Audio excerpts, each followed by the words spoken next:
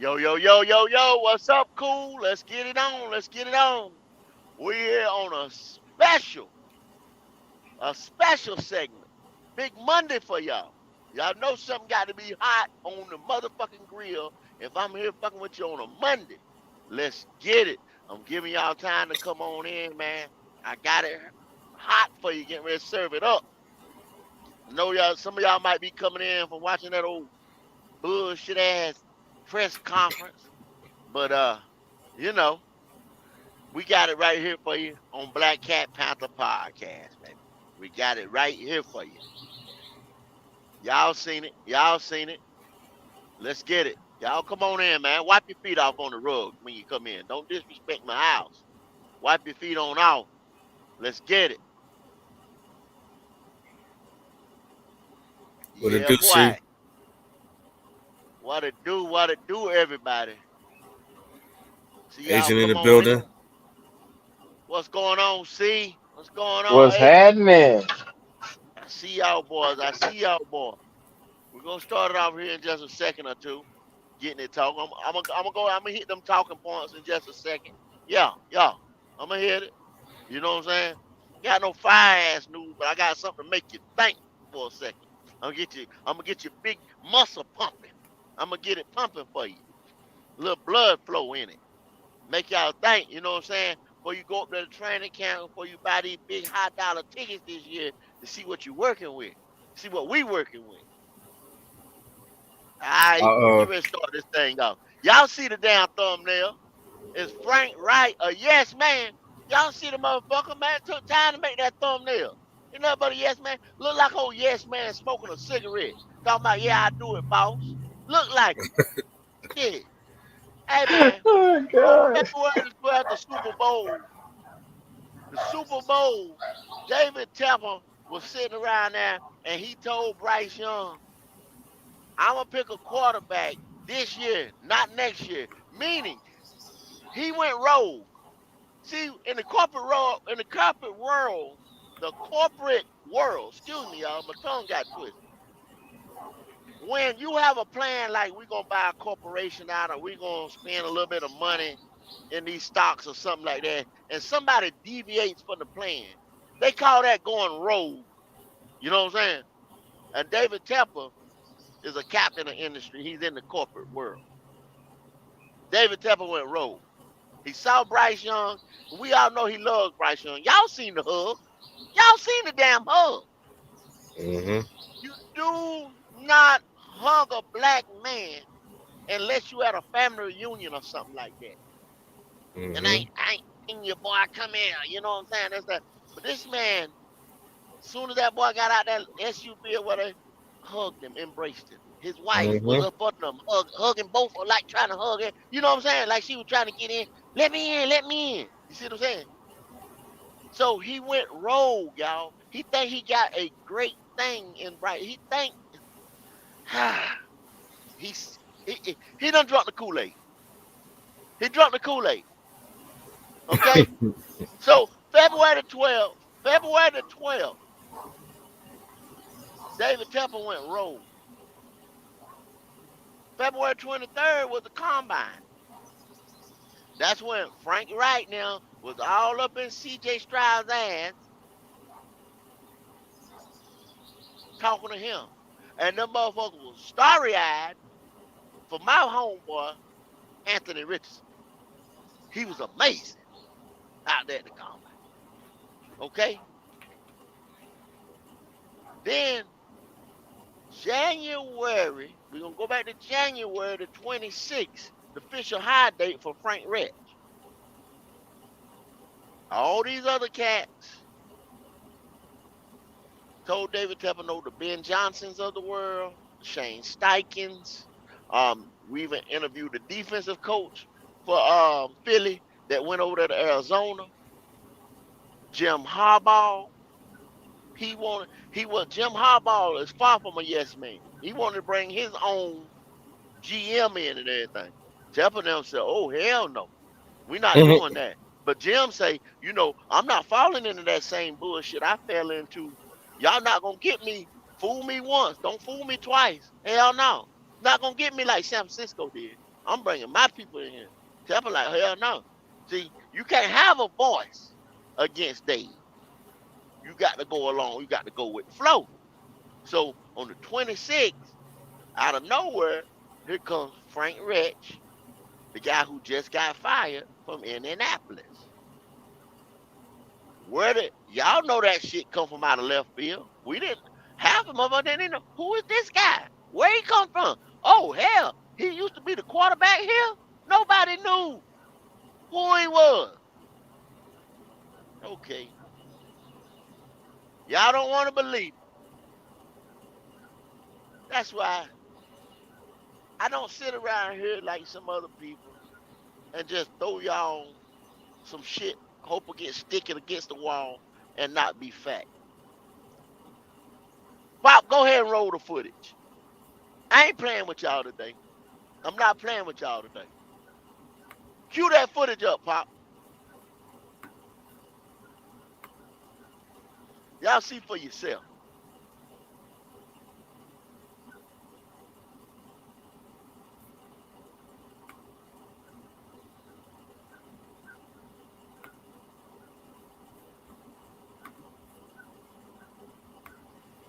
Let me get it right real quick.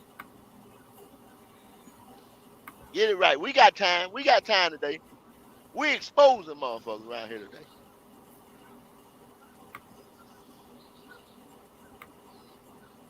We exposing motherfuckers. Shout out to Sideburn. He said, "Sorry, I don't believe." We exposing motherfuckers around here today. Playing with y'all, man. Tired of playing with y'all. Roll it.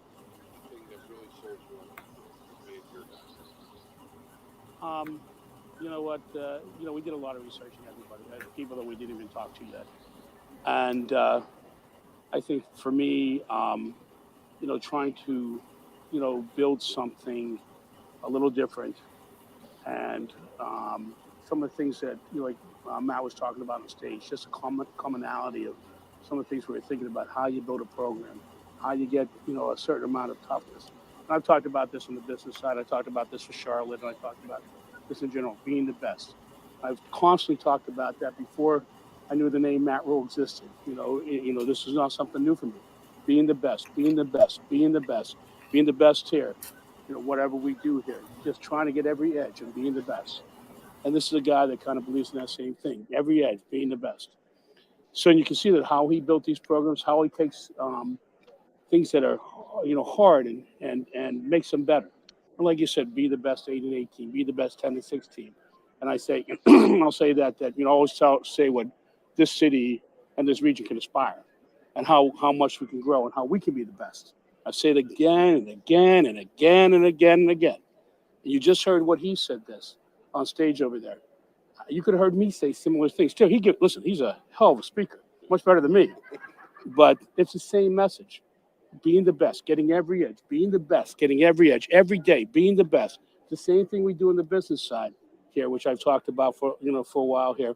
How do we accomplish so much in such a short period of time that we've been here? We have these concerts, we have an MOS team, and all those things every day trying to be the best. And now we have Matt Rule, this leader, that's going to get us in the drive the same way of being the best every day, thinking how to be the best. David, you talked about to build this thing the correct way. What is your commitment to him in terms of the reported yearly contract, meaning that you are willing to not necessarily to be patient and make sure it's done correctly? Well, I know there's been, I'm not going to comment on the contract particularly. I mean, the reports, and Matt mentioned 7 years, so I'll just mention that. So there's a long-term commitment here. I understand it takes time to build things up. You have to do a little breaking down before you can build them up.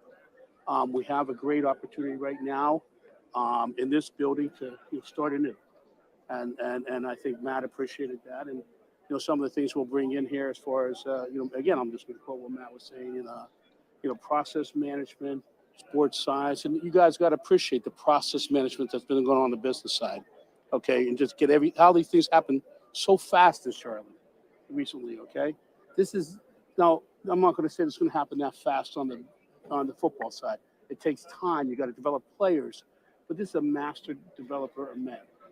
Okay, Mm, and I mm, think mm, that mm. we can have something special here, something just a little bit different, just a little bit different. Look at the programs he was at. Okay, think about this for a second. Think about this. You're at Temple with what they had there. Look at the Baylor, the classes he brought in, and what he's done with those young men there. And he wasn't up there the top 10 ranked classes he was bringing in like Oklahoma was. He was bringing classes number 35 in the country, because they had a situation there. And look what he's done to build and done with limited resources and how he's picked his people and how he's done this stuff. Look now think about this now. Now you got a different situation. We're going to build the best facility down in Rock Hill pretty soon. The best facility down here in Rock Hill. I heard the owner of this club has some resources to use. Okay, a couple resources to use. And we're going to use those resources to build the best darn thing we can build. And so we got a master developer that never had the resources before, that's showing that he can do it with less. What do you think he can do with more? David, from a personal standpoint, how was hiring a football coach the same or different when you've hired executives in your other businesses? What did you learn? Is it the same process for you, or is it something different, this being something new for you? You try to get elite people, elite managers, elite coaches, okay, in your building, no matter where they are. I believe Matt Rhule is an elite coach, elite manager. You can hear it in his voice. You can hear it in his process management. Okay, process management. That's what if you listen to what he said, that's what you do. If you talk about how you become a good manager or how you manage your business or what you manage your football team, I kind of think everything comes down to management and how you do process management. And you heard him speak a little bit. I heard him speak a little bit more than you guys did. I cut it, Pop. Was pleased Cut it. that on the football side of things, the way that he Cut it, Pop.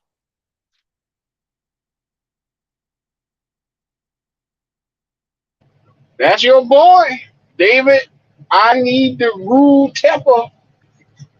Come on now. It's your boy.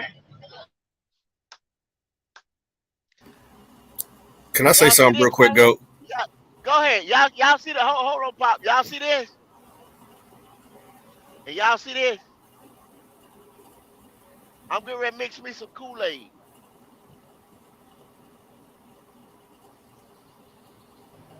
You trying to say Temple got them drinking the Kool-Aid? And I'm going to drink it. Shake them up, baby. Shake them up. I'm getting ready to drink it like everybody else. Fuck it. I'm getting ready to drink it like everybody else. That was only 2 years ago, y'all. 2 years ago. Go ahead, Pop. Go ahead. What you got to say, Pop? And I'll go ahead and finish them off. I'm It's drinking real my Kool-Aid. I'm going to drink it. it's real cringe when I hear Matt Rule say master. And today only, we are going to say Matt Rule. We are going to say the name Matt Rule. So Because cringe. was Matt Rule Right. right? Was Matt Rule right when he said what he said about Temple? When he said, "Oh, well, I didn't know he was gonna get me up out of here," cause y'all just heard it now. This ain't the GOAT speaking. This ain't the GOAT speaking. He said 7 years. Did that man say he was gonna get that man 7 years? Did he say that, Q? Did he just say that? He did say 7 years is the length. He didn't want to talk about the money though. Did he just say Matt Rule is a master developer? Of That's what Pop just said. players. That's Master what. developer of men. Of men. Then the nigga said, damn, he could talk. He could throw a speech. You see what I'm saying? Temple drunk the Kool-Aid. Temple drunk the Kool-Aid, y'all. Temple drunk the Kool-Aid. Temple drunk the damn Kool-Aid. And then he called Matt Rule elite.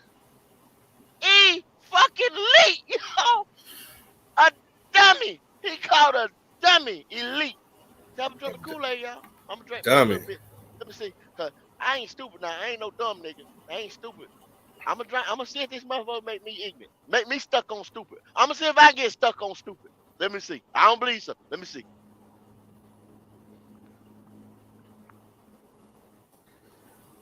Ah, no, Excuse me.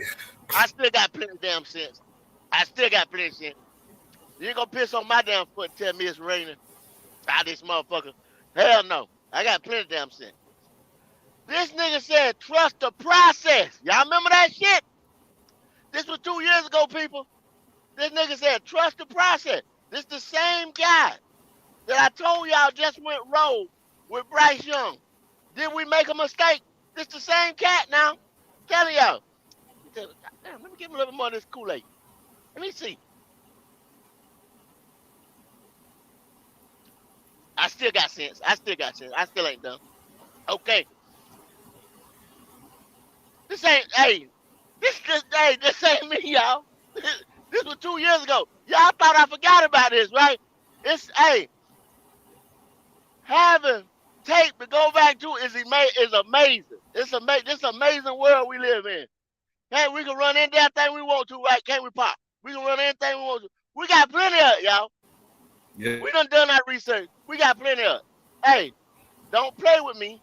I keep telling y'all. Go, what you talking about? Go, you crazy as hell. I've been told on 2 different shows this week, I'm crazy as hell, blah, blah, blah, nah, that, this, that. I'm telling y'all. Frank Wright, yes, man. Come from out of nowhere. David Tepper told Bryce Young he's gonna pick him at the Super Bowl. They didn't have plans on picking a quarterback this year. They were looking for Drake or Caleb next year. Telling you. Now, Drake and Caleb.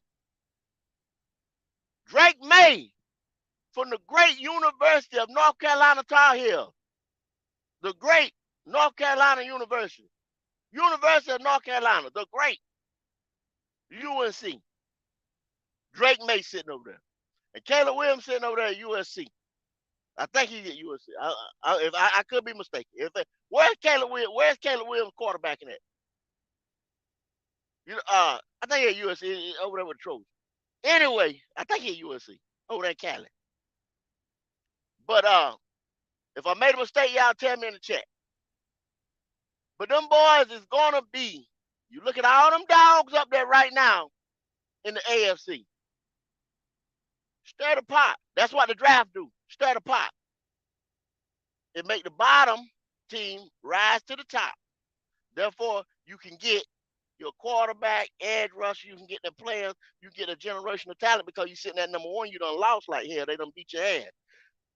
The damn team sitting down at the bottom, unless they draft well or free agents spend their money well, if they smart, they can stay there for a while. But eventually, they're going to have to pay the piper. They got to get rid of their veteran players. They got to do that. That's what the draft is about. You build your team from the draft, y'all. Y'all done seen it. We done been through it where we try to band-aid shit. We try to do this.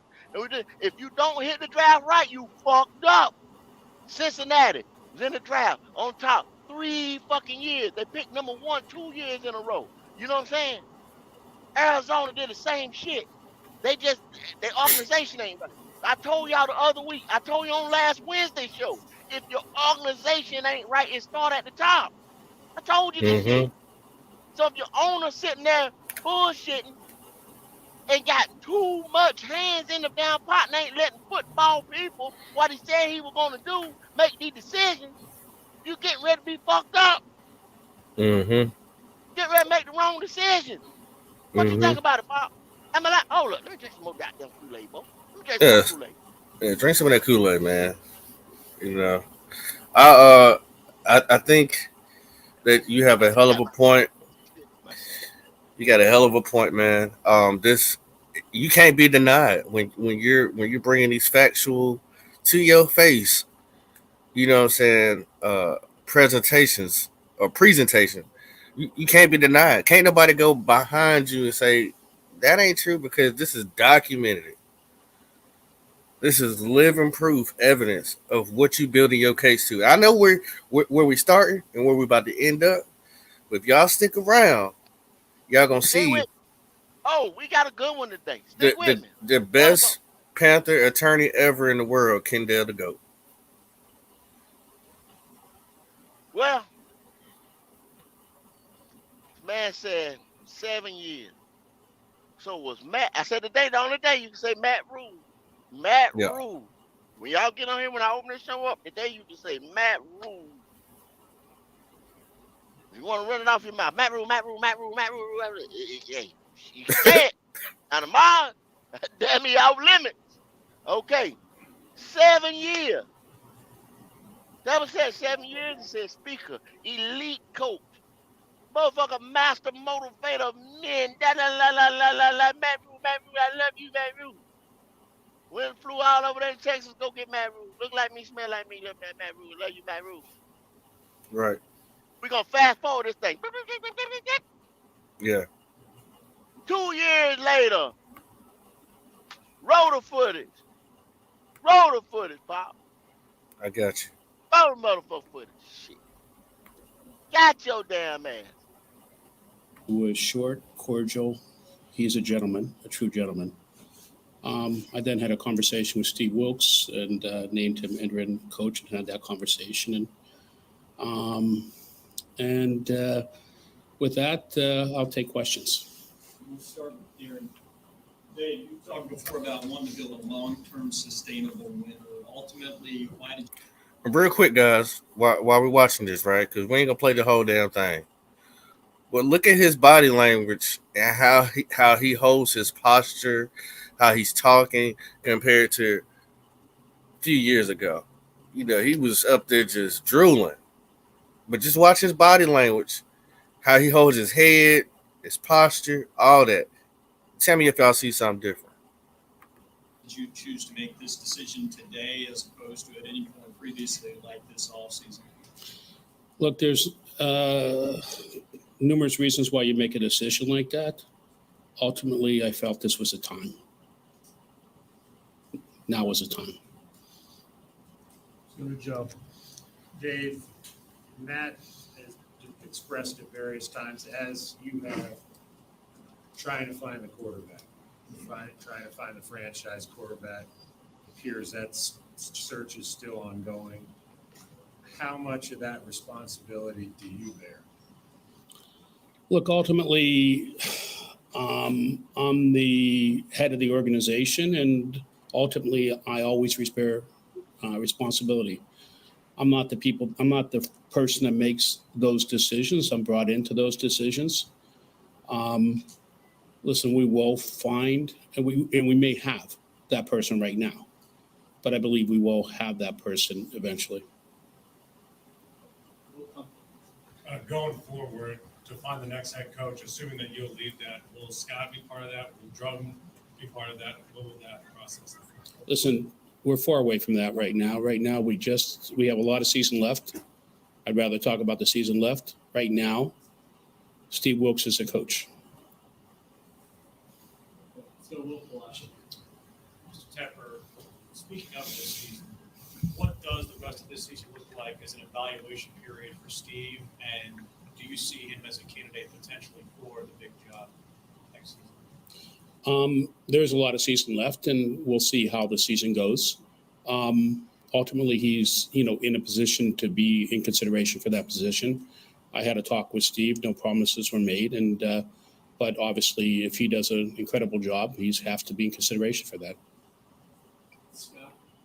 Dave, how much did what happened yesterday matter to you in terms of your timing, the fire Matt Rule chance, the fact that there were so many 49ers fans here, and the 22-point loss?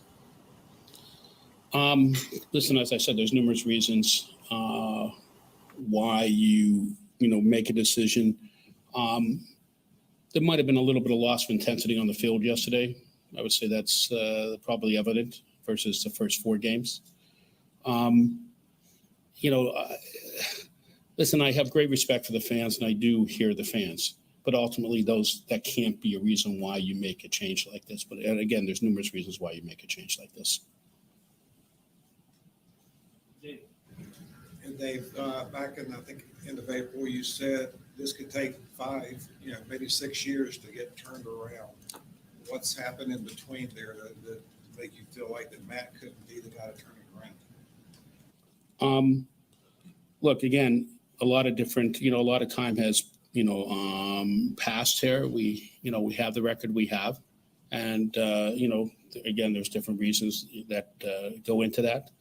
Um, I think that there has been progress of some sort, but look, we're just not getting over the hump. And we got to get over the hump. With Steve Wilkes specifically, why was he named interim head coach? Look, it's good to have somebody internally that's familiar with the team and, with the people in the building, so to speak. Steve is a leader of men. He has experience as a head coach. And I thought he's the best candidate, in the building for that role. We'll go to Phil Orban. What's your message to fans? You mentioned the fans. Do you have a message for them who may feel like this thing maybe wasn't moving in the right direction? I'm sorry, I didn't hear you. Do you have a message to the fans who maybe felt that the franchise wasn't moving in the right direction after this move? Look, football is a funny business. Things take time, and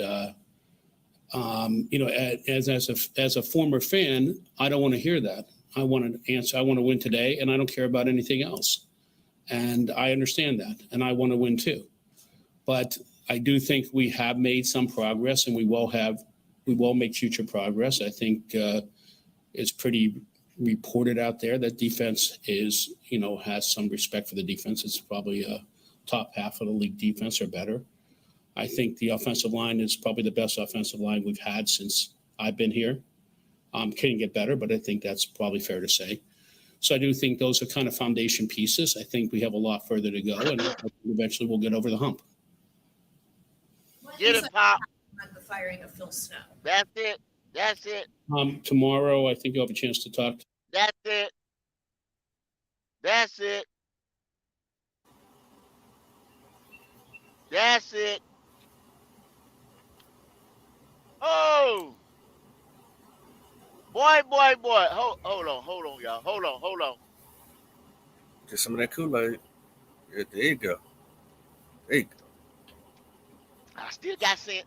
I still ain't crazy as hell. Still ain't got me. Let me see. Long term was one of the words that was used. Y'all heard it.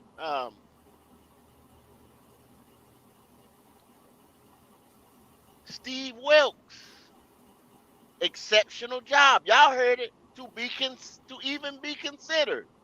That means I already pretty much know what the fuck I'm getting ready to do.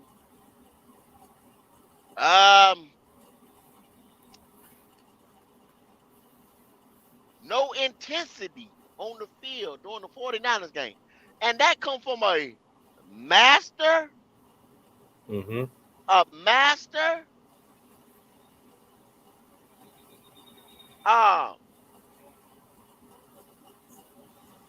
Motivator of men.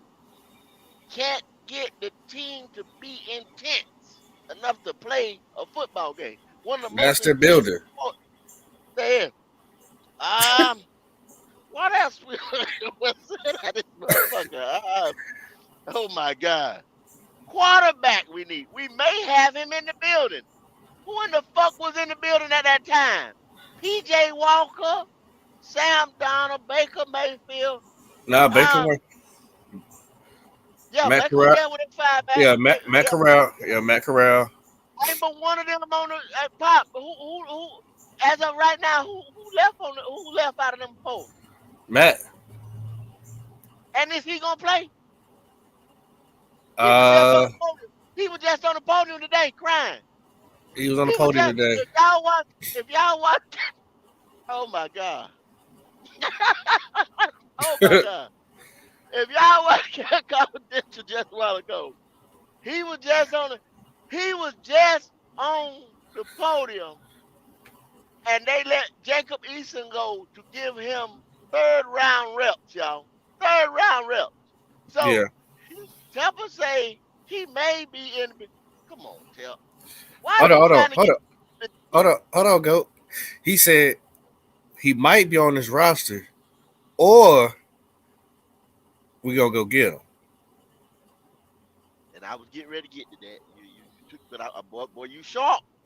You sharp as a motherfucker. You sharp. You sharp as hell. And when was that said? That was said mid-season. Well, we were 1-4 at that time. And I just told y'all, he seen that boy February the 12th, Super Bowl, and told that boy, oh, we might not. No, I'll leave that for y'all. We got one more take we gonna show y'all. Cause y'all say I be capping. I'm capping or what the fuck ever. You know what I'm saying? I don't know what the hell I'm talking about. You know, hold on, Bob. One more time, hold on. Yes, sir. No. I still know what the fuck I'm talking about. Hell no. Hey, this dude changed his mind like he changing draws, baby. He can do that. 17, $18 billion worth wrote that check for this corporation right here, for this team, for this organization. He said it. He act like he wasn't the one that was in there making the decisions. You the one said. The nigga act like you, smell like you, whatever. You went and paid him 7 for 7 years, and you got rid of him in 2. You know what I'm saying? Get the fuck out of here. They done did the same thing to Teddy Bridgewater. They gave him 3 years, got rid of him in 1. The year before. You see what I'm saying? They just do shit on the whim. Now we had a plan. We were going to get a quarterback next year. And then you go roll and go get Bryce. And got all y'all drinking the damn Kool-Aid. I'm here today. Stop that shit, y'all. Stop it. Go ahead, Pop. Go ahead. Go. So he went to master, right? He went from a mastermind, master builder, master of men. Then he went to a coach that is he has to do an incredible job. But no, hold up. I got it wrote down here. Master developer of men. That was the words exactly. He's a master developer of men. And then he goes to say, facility in Rock Hill. Oh, they tell me that you guys have an owner that has resources. You see what I'm saying? That's what he was being smug about himself. Meaning, I got the resources to get this shit done. Right. Matt Rule is an elite coach, he says. Elite. That was 2 years ago. Then the next year, he said the nigga can't. I got all written down, so I'm not telling y'all no shit yet. No intensity. An elite coach can't bring out the intensity in his football team. A master developer of men. Mm-hmm. When you're a master of something, you go to school. First thing they give you is a degree. You got to go back and get your master's. You mastered it. Then you go back and you write a documentation and you become a doctor. 3 levels. If you mastered it, you know what I'm saying? You ain't got but one more level to go. Hey, shit. But Matt Rule's supposed to be he's next to a guru. Football guru. Right. But who would have thought that even a billionaire, right? A billionaire would move the goalposts. Because he also sat up there, once he said that, hey, we're going to now have Steve Wilkes be the head coach. He has to do an exceptional, incredible job. No promises were made. And he also said, I don't control the roster. I am brought into the situation. I don't control the situation. I'm brought into the situation. So he didn't even he said, I do have to take some blame of it. But, bruh, you are in every, hey. Where that Kool-Aid at? That's them in lies. You want to drink some? This the motherfucker got y'all. Hey, The Nick. Say that again, Pop. Say that again. Say. What did he say? What did he say? He's not in control. He said, "I'm not in control." He said, "I do have to take some Now, blame." we talking about the owner, the Right. mother who wrote a $2.3 billion check. Says what now? He said, "I don't make the decisions. I was brought into the situation." What? Y'all see this? This is a cap. What? That's a cap. What are you talking about? That's the cap. So That's the cap. y'all seen your owner saying God. this. Y'all seen your owner saying this. He had somebody that he gave all the control to, right? And then got them out the building. Put somebody just to replace them until they can get somebody else to fill in that void. And then and here we are, right? We're building it up. And y'all wonder why we only won 5 games since this nigga been here. Well, 7 the other year. Roll the footage, Pop. Roll the last one. Go ahead, roll that last one. Gotcha. We ain't gonna be long on this one, y'all. Roll that footage. We commence our post-draft series of interviews with general managers from throughout the NFL, and we're going to start with a guy whose team had the first pick in the 2023 draft, Panthers GM Scott Fitterer. Scott, welcome back. How are you? Good. Thanks for having me, Mike. You know, one of my small talk questions at the start of these is, what do you do now that the draft's over? But I see what you're doing. You're already signing your rookie class. Yeah, we got after it this morning. Samir went out and signed Jamie Robinson. We'll try to get these guys under contract as soon as we can. And, you know, we have rookie minicamp in 2 weeks. We have OTAs right now. So it never really stops. It really has changed. I think 2011 was the moment where it became so much easier. The process of negotiating these picks was streamlined, and we see more and more of them done. Most of them are usually done by Memorial Day weekend. Used to be most didn't even get started until after 4th of July. And it made me think of something. There was a time when the first overall pick would actually have a contract on the way in the door before the pick was even made. Was there any consideration of doing that with Bryce Young this year? You know, we had reached out to a couple of agents prior to the draft. Never really got the contract done, but reached out about what the sticking points may be. And I don't foresee those being an issue. What are the things that can be negotiated at this point for the first overall pick? My understanding is cash flow of the signing bonus, the structure of the guarantees, what may void a guarantee. What are the big issues that are left now that we've got a much more formulaic rookie wage scale process? Yeah, you know, a lot of it's just slotted. We let Samir Suleiman, who does our caps, do all of that. It really comes down to like deferments and, you know, structure. So you don't have the big hangups that you had 10 years ago, guys that would hold out, you know, until the first or second week of camp.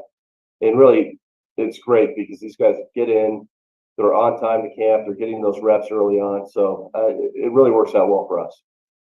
I want to go back to before we talk about how Bryce Young became your selection at number 1, how you got to number 1. I remember after the combine, there was a sense the Bears were going to do something. It was just a question of when. When did the light bulb first go off for you? And when I say you, I mean it broadly for the Panthers about trading up from number 9 to number 1.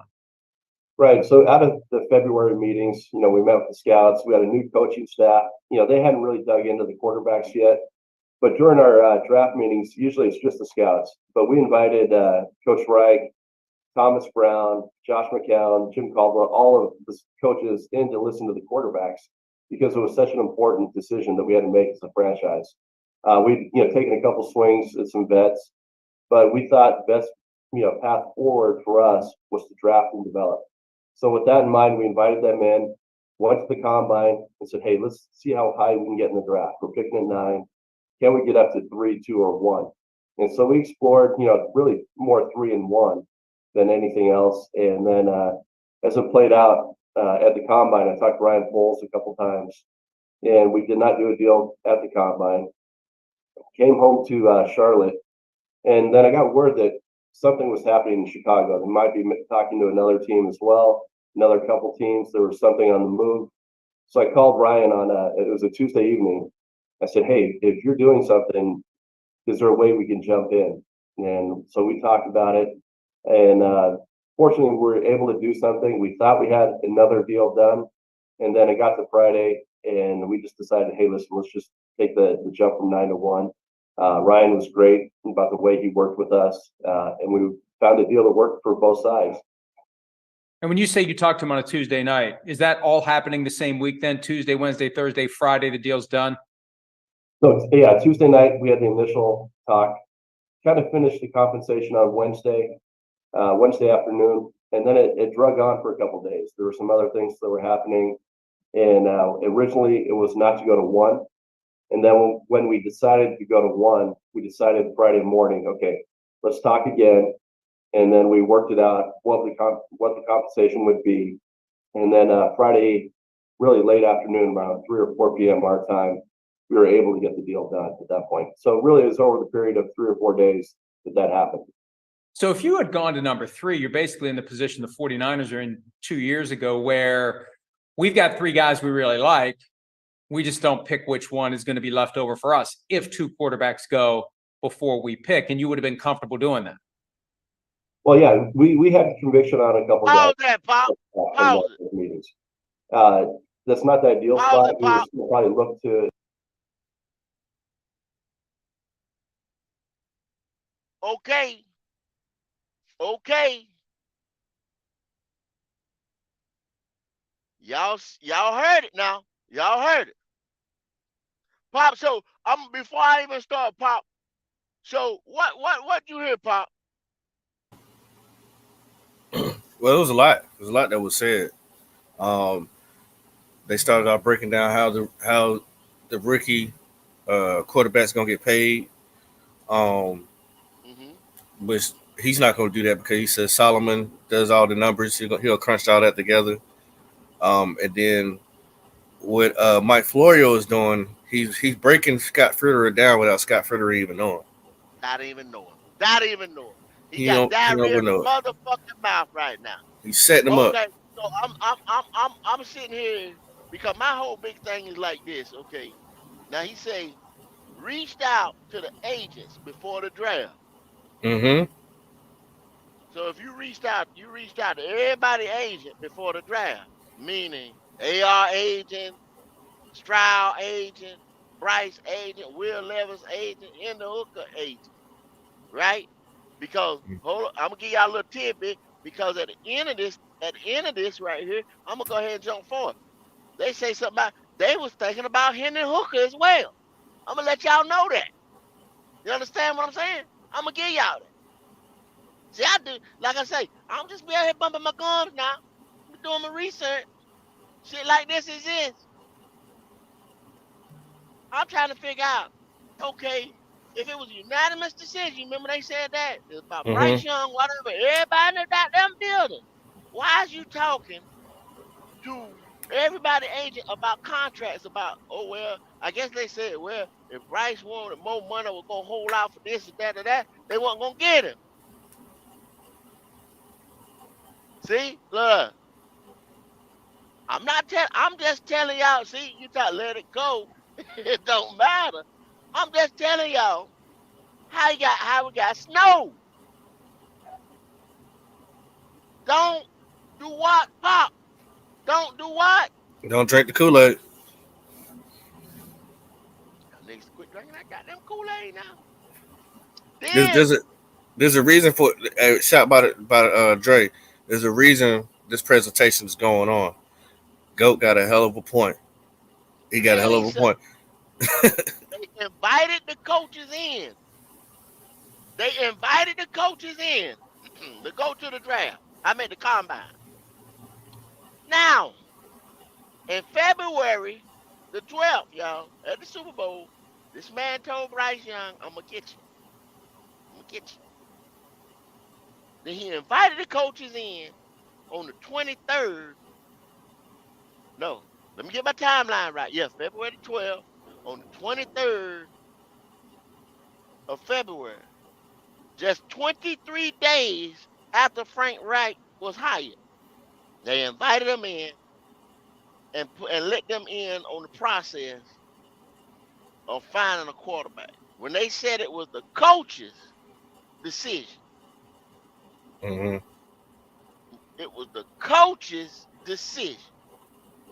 But you're telling me you invited the coaches into a meeting about the quarterback. You just said it. He just said it. Roll it. Finish rolling it. Because I don't know what the hell I'm talking about. Finish rolling it. Explore, can get to 2, can get to 1. But once we made the jump to 1, we said, let's do it. Let's pay this price. That way we can control the player that we want to get. We can get the best player that we think is for our team. And, at the time, we had committed to going through the process. We thought maybe Bryce would be the guy, but we committed to having a real continuous process and really look at it from every angle. We studied CJ hard. We studied Anthony hard, Will hard. And, we're looking at Hendon Hooker. We were just trying to figure out who's the right guy for us. And then throughout the process, as we got to know Bryce, he started checking every box. And we thought the other guys were going to be really good players, but Bryce was the right one for us at that. You mentioned the 4 quarterbacks that were taking first in the draft, although the 4th had a long wait. How surprised were you that Will Levis went all the way to number 33? I was surprised. You sit there and you kind of feel like it's like maybe an Aaron Rodgers moment where he's sitting there and you feel for guys in those situations because, we got to know Will, he's a talented guy. But he ended up in a good spot. And it's really, we always say it's not where you start, it's where you finish. I know it's kind of cliche, but you end up in the spot for a reason. And I think Will have a great career. Somebody suggested to me on Friday, and you're in a position where I think you can assess this more objectively because you weren't in the middle of it, but somebody said that once the slide starts, other teams start doubting their evaluation because others aren't taking the guy. So what did we miss? What did we overlook? What are they seeing that we haven't seen? So they pass on him too, and it just greases the skids and out he goes. Do you agree that is a dynamic in a slide like the one we saw? I think sometimes that creeps into your head, yes. And I think another part is as you get down later, mid to late first round, a lot of those teams are successful and have winning records because they already have quarterbacks. And it's hard to take a quarterback, in the first round if you already have one. Even though there is value there, you may take a tackle or a pass rusher or someone else instead. So there's different reasons why. But yes, doubt can creep into your head, and you turn around and you ask your scouts, okay, what's going on here? Is there something we're missing? But in Will's case, that wasn't the case. It was just more, I think, finding the right fit. It's funny, I smile when you say that because we hear evaluators and coaches say from time to time, we're taking the best available player regardless of position. But that, I believe, is always influenced by what your needs are. You can't separate your needs from your assessment of the best available players because especially in this day and age where it's 1 year at a time, you want somebody that's going to come in and fill a need, not the best guy on the board, even if he's clearly the best guy, if you do a neutral assessment of the remaining players. Right. I think quarterback's kind of a little bit different in that situation just because of the nature of the position and only one guy plays. We always say best player available. Everybody always says that. But in like Philadelphia's case this year, Howie Roseman has plenty of pass rushers. He did take the best player available at 30 in Nolan Smith. So, you do hold true to that as much as you can. You have your value, that you place on a player. And then once the need hits and they intersect, maybe that's when you take a need. When 2 guys are rated the same, you have a need on your roster, that's when you take need. I think in this situation about the quarterback, it's just a very specific instance where maybe you would not take that player. So you get to number 1, and one of the realities of having the first pick in the draft is at some point you got to put a name on the card. You have to make a choice, and you got multiple options. You got multiple guys you feel good about, pros, cons, pluses, minuses.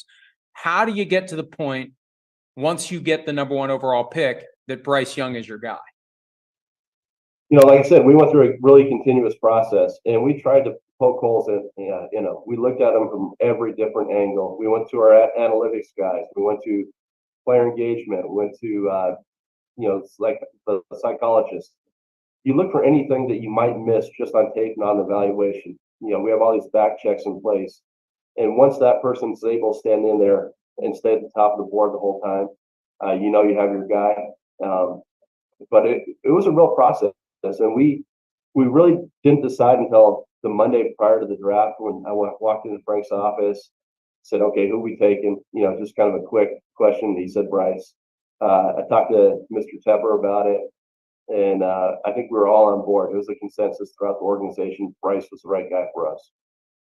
Was there a moment where you sensed that's where it was going? Was it a meeting? Was it a discussion? Was it his pro day work? I mean, when was it that you thought, you know what, I have a feeling this is where we're going to end up?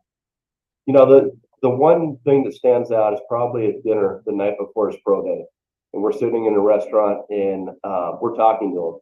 And this is the first time, you've interviewed him at the combine in a, 18-minute interview. We've talked to him at other places.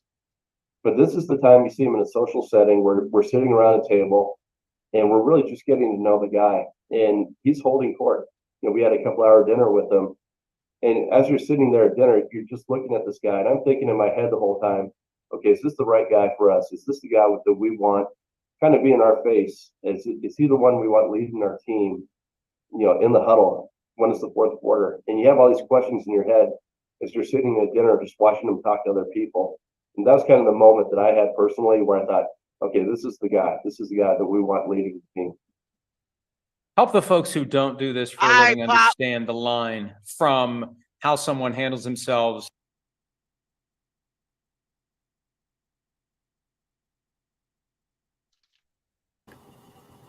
Yeah. My God, my God.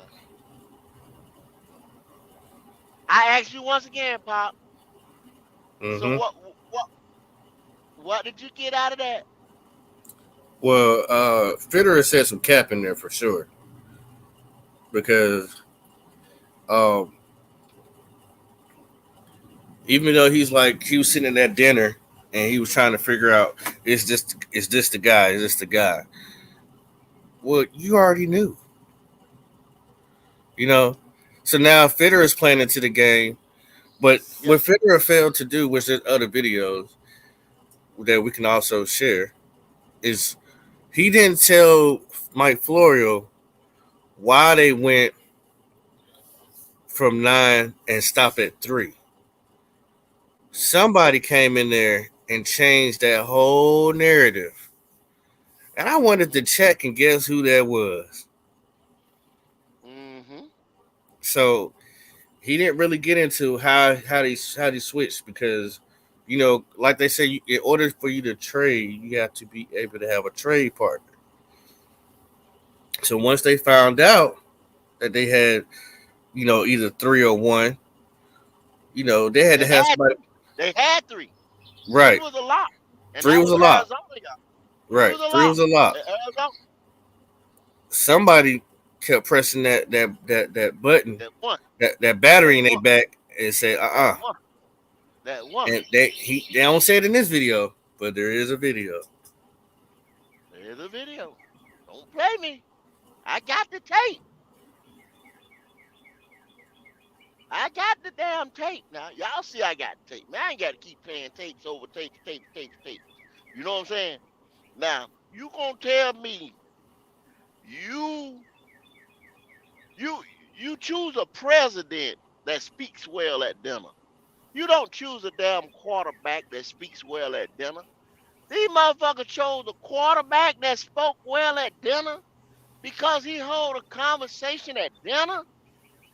What the fuck that got to do with football? That's what I asked you. What the fuck that got to do with football? This nigga was at the damn dinner table and talking to everybody. Because he can talk to motherfuckers while y'all having dinner. I think you have to give them the whole thing because the chat is doubting the presentation. Go has built this up to show you how Tepper was so convinced about Matt Rule. Why the hell y'all think Will Levis dropped, man? We were supposed to get Will at 3. Just told you. Go ahead and play it. Play it, man. Cause the I mother got don't want to. yeah. Don't want to believe me. Fair play, Let me, man. Fair let me play. find it. Let me find it. God almighty damn. Boy, They just don't, drop. bel- Boy, let me they drink. don't, they don't believe you, man. Boy. You hate to And do it it to ain't them. doing, it ain't doing shit for me. The Kool-Aid ain't doing nothing for me. Ain't doing nothing for me. Damn, I still got my sense. I don't know, I might need another thing. I might need to put some liquor in it. I don't know. We were supposed to get 11 at 3, y'all. Deal was supposed to be done. Deal was supposed to be done. I didn't want him. I didn't want him neither. I'd had the same energy if we got that motherfucker. You know what I'm saying? At 3, but hey, just told you. Just told you, y'all. Oh, pop, it went off. You can't play the No, no, rest. no. I'm getting it set up. Give me 1 second. Okay. But it just told y'all, man.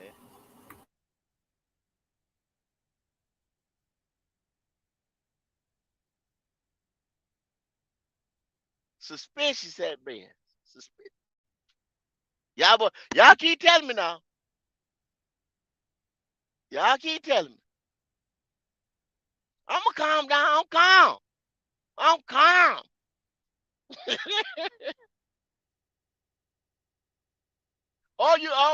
Pop, you gonna finish playing? You gonna finish playing federal? But we'll go to this one right here and just finish it on up. Yeah. Hello? Yes. I'm blessed. How are you? Good. We're excited. I'm going to give you over to our owner, David Pepper.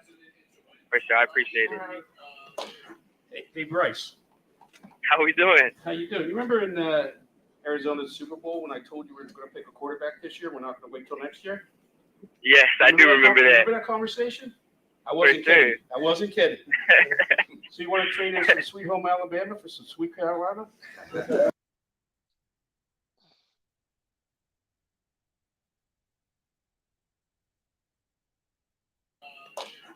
Hey, Bryce. How we doing? How you doing? You remember in Arizona's Super Bowl when I told you we were going to pick a quarterback this year? We're not going to wait till next year? Yes, I do remember that. Remember that conversation? I wasn't kidding. I wasn't kidding. So you want to trade us to Sweet Home Alabama for some Sweet Carolina? I can't wait. All right. Well, we're so excited to get you. I mean, we really are excited to get you. You know, how are your parents doing out there?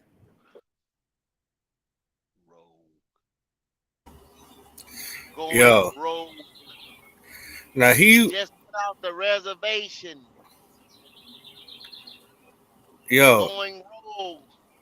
Guys, this man was at the Super Bowl. Now, we showed y'all presentation. He said we might have the person on the team or we going to go get him.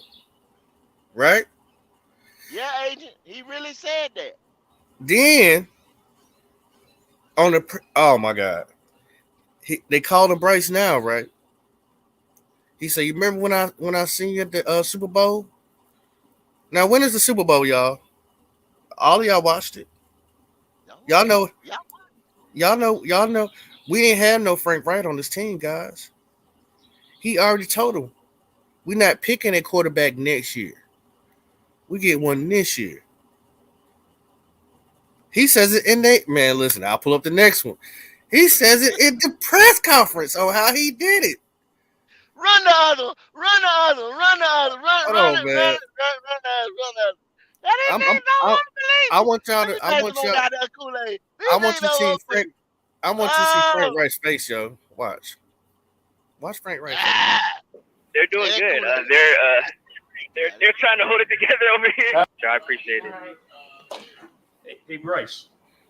How we doing? How you doing? You remember in Arizona's Super Bowl when I told you we were going to pick a quarterback this year? We're not going to wait till next year? Yes, I do remember that. Remember that conversation? I wasn't kidding. I wasn't kidding.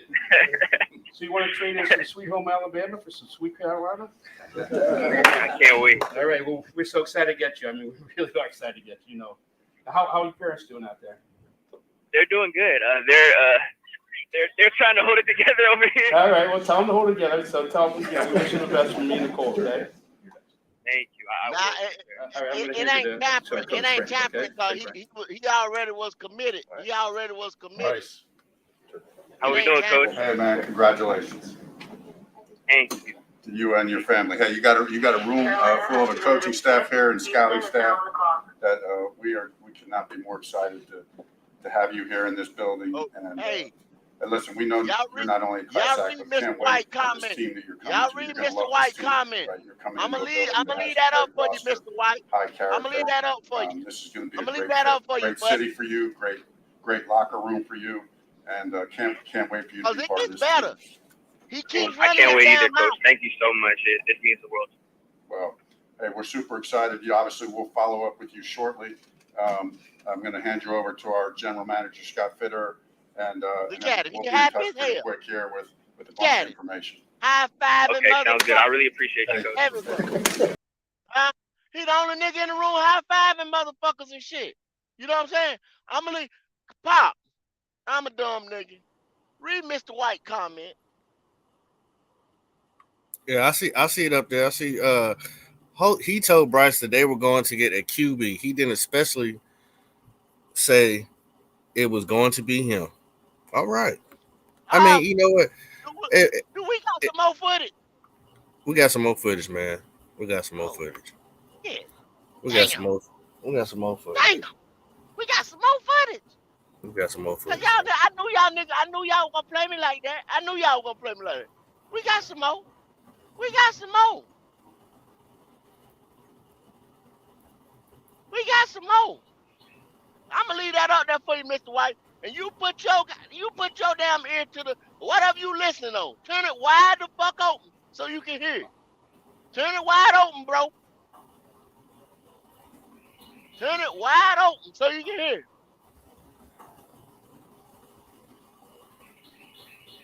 Rolling, Pop. I'm still drinking this Kool-Aid, man. Ain't shit happening to me. I don't feel nothing. What is supposed to do, y'all? It's supposed to. I don't know what it's supposed to do. The Kool-Aid. I don't know. I don't know. There you go. Rolling. Listen, Mr. White, listen. I saw Bryce at the Super Bowl. You see a bunch of these guys at parties and such. So I saw Bryce and I said, Bryce, remember when we were at the Super Bowl? I told you we were going to pick a quarterback. And I wasn't kidding. And I said, you want to trade in some sweet home Alabama for some sweet Carolina? So he was just excited. He was like, I don't know if you could see him on the screen. He was like a little tenseness in his face, but then he was like, you could feel him just like, so happy sort of thing through the phone. Why did you guys wait so long to tell him? Why not tell him a day or two before? Why keep it under wraps? Why not? Dave, you set the bar high out there for him. I know that's been your goal since you got here, though. But mentioning the Super Bowl, could you elaborate on that? Well, when we went through the process of quarterbacks, listen, just as you guys know, we went through a very deep process with the head coach, found what we believe is the best head coach we could find, and then set the head coach free to get the best staff he could find. Okay, so that was what we did. So, and then when we're going through the process of these quarterbacks, one of the questions we ask ourselves is, which one of these guys will be, a guy that can take us here? What's the probability that this guy can take? Because there's no sure thing. So not to talk about all the different guys, but we thought this guy had the highest probability of winning Super Bowls. And I think for myself, and I don't want to speak for Frank, and I think he feels the Scott, we feel the same way. Listen, you want to win Super Bowls. And, there's no sure thing here, but it's a probability sort. And we thought this guy has the best probability of winning us Super Bowls. The way he throws the ball, the way he's a point guard, how you can use the different players in the field, how you might not have to have as many elite receivers because he's a point guard, right? So he distributes the ball to people with routes. So you can save some money there. We believe we can save money other places because of him and put that money into the defensive side of the ball. So it's like, this is a guy that when you talk about here for us, for this Carolina Panther team from, from the time, I guess, Matt Rowland talk about the process we went through. Defense, first get the defense set with Scott, get the offensive line. Okay. This year with Frank, we wanted and we got in free agency the different pieces we needed for wide receivers. We think we have some great route runners in Thielen and Hayden and other people here, and so that's somewhat intentional. Thinking about what we'll need if we have the point guard. Okay, and then with Scott, he has other people in this draft he's going to be thinking about. So, Dave, it's a process. Dave, was this the most you've been involved in the process of draft up to the pick? Listen, I just set the process. These guys do the work. So that's it's look. I mean, you guys have to understand. Let him go. We're done with I just said the process. These guys do the work. I set them. What? And then they go make it happen. I tell my yes man what to go do, and then they go make it happen. Yo, come on, baby. I'm just. This is the whole question. I'm getting ready to open up the chat. The only question I got to say: was there a legitimate process? Was there a legitimate evaluation of these quarterbacks? Of say the top 4, top 5, top 3, whatever you want to say, top 1 and 2, or was the shit already a lock? Was it already locked in? It wasn't even. It was just like, you ever been to a job before? If what you gonna ask me about driving a car? Or I see some stuff in the chat, y'all. Sometimes be writing some shit down. Somebody asked me about do you let somebody drive your car or whatever? But if you ever been in management jobs, right? And then they hire within. And I've been there before, plenty of times before in corporate America. I own my own businesses, y'all. I've been an entrepreneur pretty much all my life. I worked in corporate America. They post the job up 9 times out of 10. They say they're gonna hire within it. We already know who they're gonna hire. If they're gonna bring somebody from outside, or if that person is already in. It's already, you have to post the job. You see what I'm saying? You have to post it just to make it fair for everybody. But they pretty much already know who they're gonna put in there. You see what I'm saying, Pop? right. And that's the thing, y'all, what y'all missing. The inside word is process. The process. Trust the process. You see, you've been saying, well, it goes all the way back to 2 years ago where it say trust the process. Gave the man 7 years, took him out in 2. Did the same thing with Teddy. Trust the process. Gave the man 3 years, took him out in 1. You understand what I'm saying? Trust the process. We were supposed to, at the Super Bowl, I did this and that. Frank was supposed to pick his quarterback. Already done by the combine. We're making a deal to go up to number 1 from 3. We should have stayed, go up to 1. DJ Moore could have still probably been here. I don't know. We just, am I just grasping that straw? I don't know. You know what I'm saying? I don't know what the hell I'm talking about. I'm drinking Kool-Aid. You know what I'm saying? So, hey, link get ready to be in the chat, y'all. Go ahead and post it up. Anybody want to come in, talk shit? Now's your time. But he says more than that, though. I know. I'm just leaving. To go up to 2. To anybody's Hold on. interpretation. We gotta play this. We gotta play this. Scott's a better one to tell us. Discussions about trading up. He went through for finding these guys. The best head coaches. Now, one was right, wrong, and different. Figure out what was going on, and then COVID hit. So it's. Dave, is this the most you've been involved in? We gotta play this, bro. Like, because people ain't gonna get it until I play this, bro. You got it. Go ahead. Turn y'all. I'm gonna turn it up. Here you go. Other people in this draft he's going to be thinking about. So, Dave, this is the process. Dave, was this the most you've been involved in the process of draft up to the pick? Listen clearly. I just set the process. These guys do the work. So that's So it's. Look, I mean. I just set the process. Remember that key word. Where does process come from? You have somebody who has to set it. He is the process. Everything starts with him. Okay, keep going.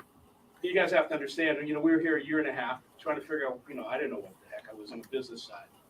And so, for the first year and a half, I was trying to figure out what was going on. And then COVID hit.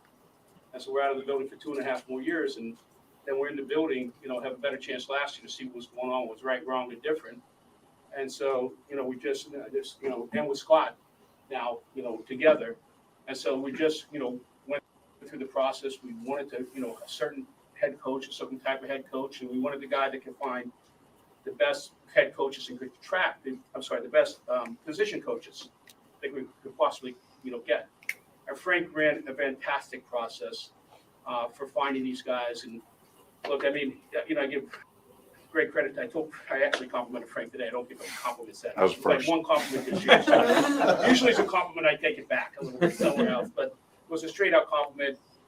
He went through the process, found the best, really, really tirelessly looking for the best person, not the person he knew, but the best person out there. And I think it's reflected in the staff we have. So it's a great testament. What Scott was talking about, there were discussions about trading up, and you were vocal about being aggressive and trading up for number one.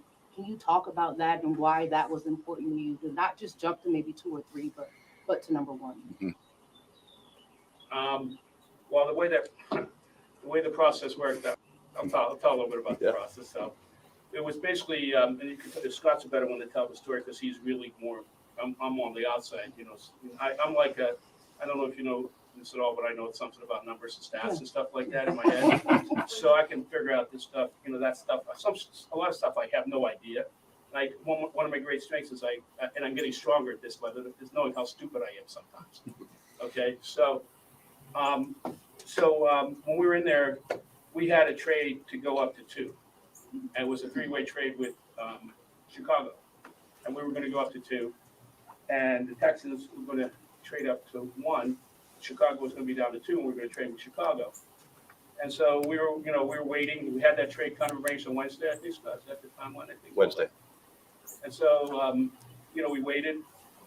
You have to appreciate it. Like I come from a world where you do trades. And I don't love when trades don't happen right away. So I'm driving Scott crazy. I have to apologize to Scott for this, by the way. I'm saying, what's going on with these guys? This doesn't feel right. What's going on? And so Wednesday goes, Thursday goes, we get into Friday, and the Texans changed their mind about the trade, about doing the trade, the 3-way trade. We got in the afternoon, it was Friday afternoon, and, Scott talked to Poles, and basically he got a value that he would accept for us to move up to 1. And that was late Friday afternoon. And basically, we knew that we had to make a decision then because he wanted to get a trade done. We thought that there were other people, including the Raiders, that had better potential trades on the line. And if we waited, they may come and jump us. We waited till beyond that day because, we knew that we were the bird in hand. They knew they had to trade with us, a trade that they could like. And we didn't want to go with what we thought might be a better trade from us because we're 9th, right? We got 7th there who wants to do it, and other people want to do it.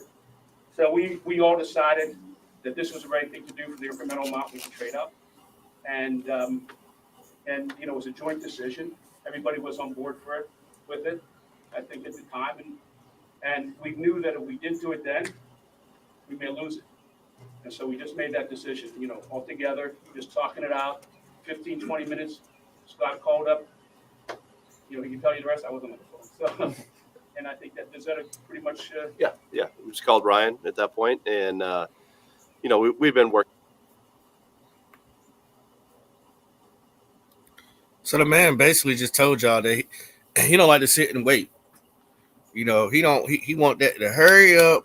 Let's get it done. It don't feel right. I gotta apologize to Scott for aggravating him, nagging him because he wanted to hurry up and get this deal done.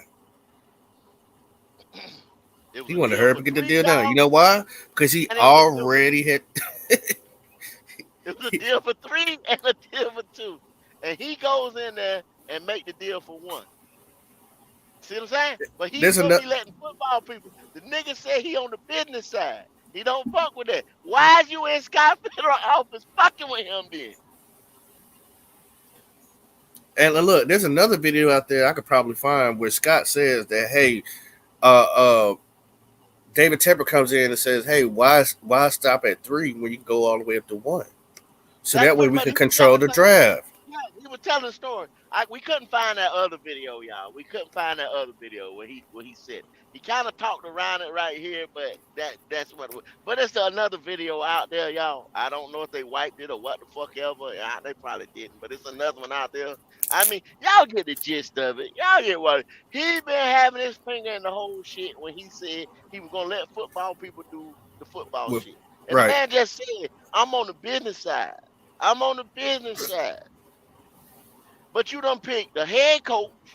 You did it. This is you. You done pick. You done let them pick a quarterback that you got rid of in a year. Trade out of our whole damn draft last year. All our draft picks for another quarterback you signed off on.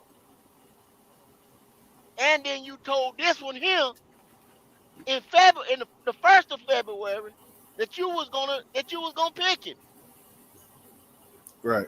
And I'm Bill trying to Truck figure out, but you on the business side. You ain't got nothing to do with it. and Bill Trucker said, he said, my contention with Tepper was the treatment of Rivera and Cam. I understand him wanting to be in charge of building a team. After all, it's his money at the end of the day. And that's true. That is true, but he contradicts himself, which also comes off as being deceitful. So you can't say one thing and then turn around and do another, because Frank Wright said in one video, he's like, well, it feels like Tepper was part of the staff because he was always there. So when you got your boss man micromanaging you the whole time, when are you really making a football decision? When he's already went months ahead of you to talk to the QB that he wants before you even get the job. You just got fired. Pressure on your back, bro. He put the pressure on your back. You didn't even know where you gonna be at. You was sitting at home. Kool-Aid. He put the So it's pressure hard, on your back. right? So it's hard for GOAT to believe that, okay, they all just came together and chose Bryce, even though they say they went through the process, this, that, and other, yada yada. I mean, maybe they did. That was their due diligence to do as an organization, but it does not look good. But see, this is the thing. If it doesn't work right, and we hoping to do, because we all want to win here, but if it doesn't work, we know exactly who to point their finger at. Because he sat here and said he doesn't make the decisions. He gets brought into the decision. But you was already making a decision to go to that party, that Super Bowl party, and talk to Bryce. Nobody bring you in the shit at the Super Bowl or in Scott office. You brought You flew, yourself in. yeah, you flew your private jet out there to go talk to Bryce. Hey, we need a quarterback, right? We ain't getting one next year. We gonna get one next year. We gonna get one this year. I'll pick you this year. Right. Jay Issue, what's going on, my brother? What How up, you feeling fellas? today? I'm chilling. Cousin Jay. What you think, man? Shit, y'all just been saying it all along, and it don't take me much to notice it myself. So, remember when it was in talks with Deshaun Watson, Tepper did say he only come in when it comes to big name players. But all of a sudden, you go talk to Bryce Young. I mean, I don't have nothing against Bryce Young, but for you to say that I'll be chilling in the back until it's a big name, and then I'm gonna leave it to my manager to handle all that. But you got your face in every damn magazine, like you in the Playboy cover. So I don't, I don't know, Tep. It's kind of hard to trust you. It's kind of hard to believe you. You doing bad on the business side. You doing bad in your lives. I don't know, man, but that's my owner. I'll tell you that. Yeah, The I mean, Kool-Aid. What about that Kool-Aid? What Hey, about that Kool-Aid? give me blue raspberry. yeah, he don't know What when about to that Kool-Aid? just let the football guys do the football guys. You know what I mean? Sit And your he ass down. yeah Lay down. Sit down. yeah. Here you Oh, go. You know what I'm saying? All in the Kool-Aid. I ain't All in got the no videos. all in the video. If you don't want What executive producing? Come to death row. God damn it. Man, Boy, I tell you. Yeah, it's just not a good look for an owner, man. It's not a good look. That's what and we're it's trying to it's say. it's not like we're trying to shit on him. It's not like we're trying to call him out on his shit, but at the same time, we got to because I mean, it's obvious. It's like He had That's all 100. He I'm had saying, Dave. look. He had 1,000% on who the QB was going to be. Jay, all I'm saying is this. Okay. Y'all know who I wanted. We didn't get it. I done crossed that bridge. You know what I'm saying? We don't have this man. And I told y'all, I said, I'm going to keep up with this man's career. You know what I'm saying? Because I like the kid. You know what I'm saying? I think the kid is going to be a dynamic player. We have Bryce Young. I know this, y'all. We have Bryce, the Panthers. I cheer for what's on front of the shirt, not what's on back of the shirt. Now, if this is a mistake, then my thing is we have to get so much around Bryce, and we got to keep it fresh every year. It's gonna take from something, our defense, from our this, from our that, because lo and behold, and y'all better know, every year we gonna have to get linemen. We're gonna have to keep a top tier line. We're gonna have to keep weapons. It ain't no Cam Newton shit no more like, oh, Kemp on the offensive line. And he said it. Oh, we can, because he's a point guard, we don't have to spend money on this and that. See, that's what they thinking. Y'all the same old Panthers now. Don't think we ain't the same old Panthers. Y'all heard him say it, right? You heard him say it, right, Pop? Oh, because he's a point Yeah. guard. We don't And then have they went to and got spend Mingo. Then they went and got Mingo the next day. They didn't listen to him on that part. They were trying to say that Tepper was throwing his own little smoke screen. No, he wasn't. He's not. He's not that smart when it comes to that, man. He's just not. Yeah. You know what I mean? Telling you, oh, we thinking he's a point guard. We don't have to go pay like me and Q was arguing about. We don't have to go pay an all-pro guard.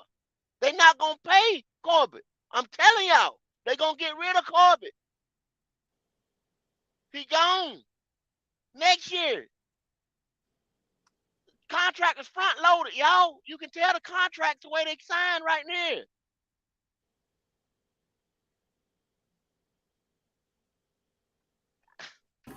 Yeah, you gotta read between the lines, man. It's more to it, just what you don't see, and then what you don't go and dig up.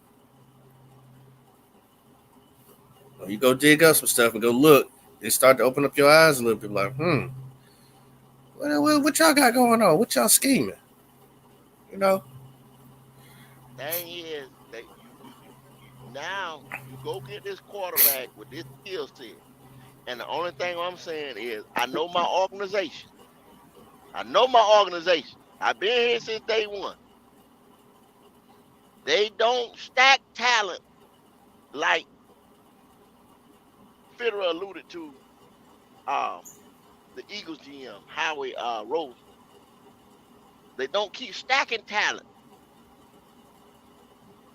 They'll go get this one. They'll go get loose in the ass this year. They'll go for this one. They'll fuck up a draft. You know what I'm saying?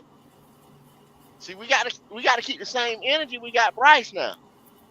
We got to keep weapons around him. We got to keep elite offensive linemen around here. Then we still got to build a defense. We still got to build a secondary, y'all. Mm-hmm. That's what I'm scared of.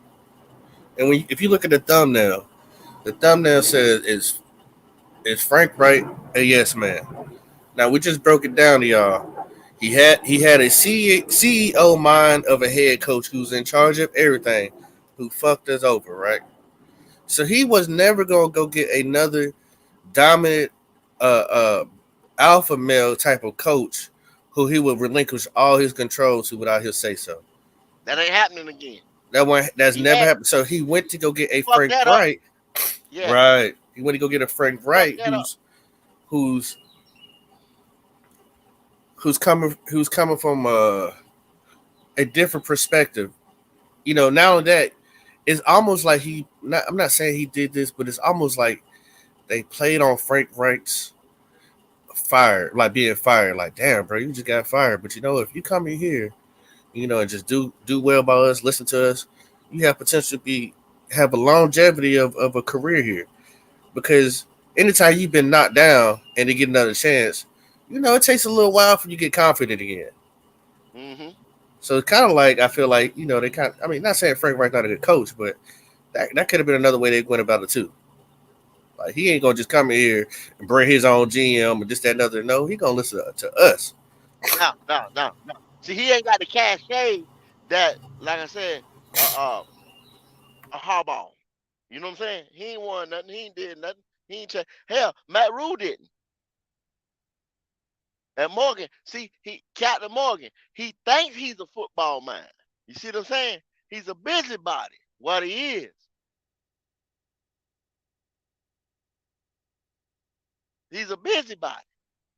He ain't had he sat there and told us when he fired Rule that he was gonna he sat there and listened to people that had organizations 30 and 40 years. And then you kept doing the same damn thing over again. You can't stop yourself. You can't stop yourself from intervening. I guess you're saying, shit, it's my team, which it is. It's your team.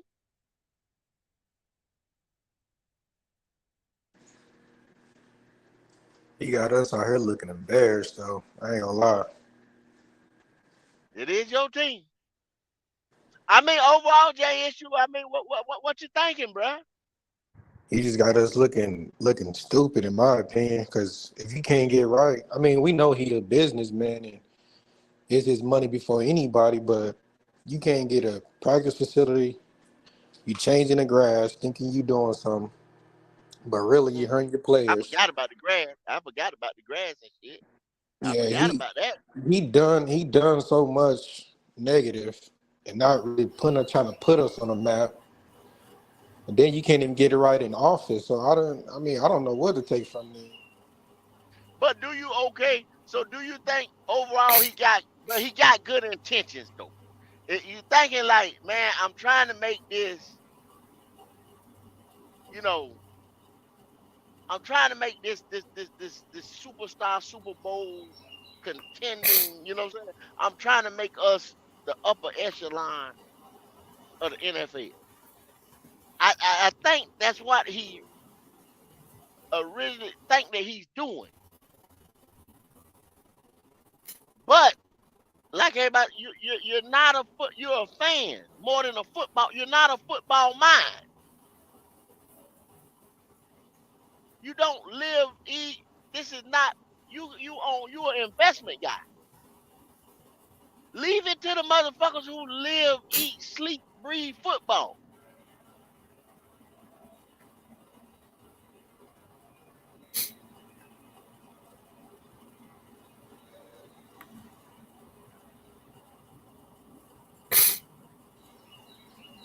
Yeah. Morgan Captain Mode accidentally got blocked on accident. That's our fault. Yeah, that's our fault, Cap. I seen it. What happened? We put you back. Yeah, we'll bring you back in. Yeah, bring it back in, Pop. Because I still see it on my screen. Well, it's for 5 minutes. He got to wait 5 minutes. Yeah. So we We'll can't get you get you back in back. here though. I'm sorry. Yeah. We sorry though, bro. We sorry. I don't know. Somebody must have hit the wrong button. When you That was put on your me. comment. Yeah, okay. When they put the comment up, hit the wrong button. Sorry about that, cuz. Yeah, we rock with you.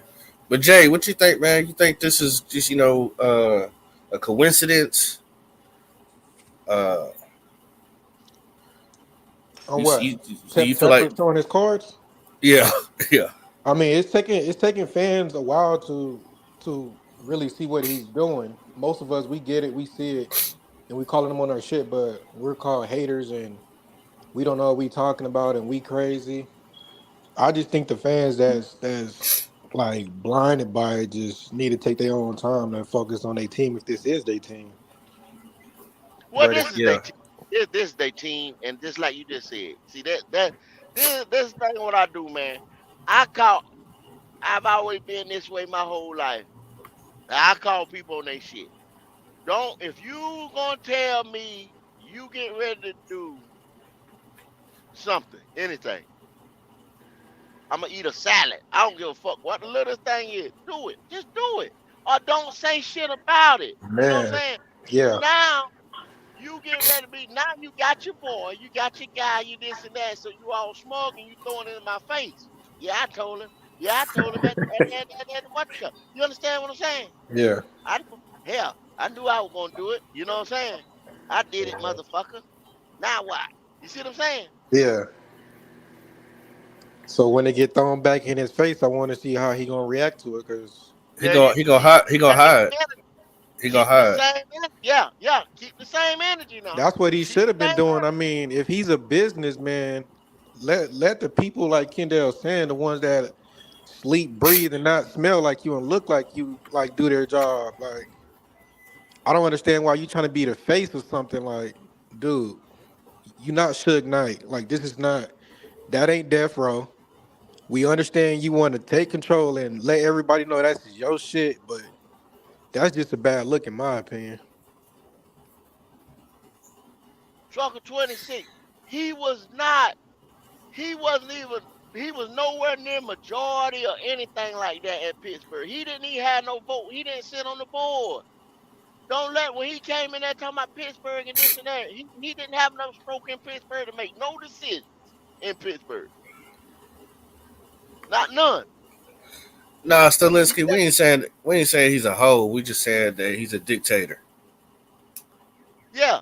You got people, man, that just can't help it.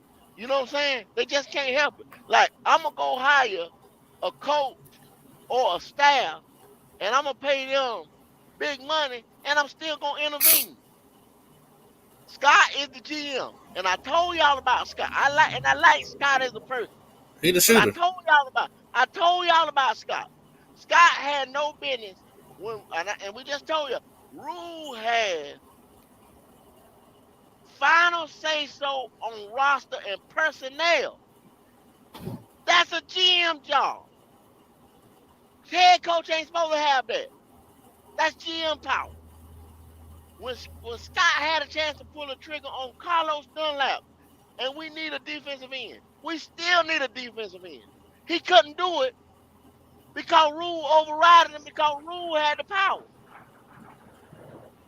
You see what I'm saying? Because Tepper gave it to him.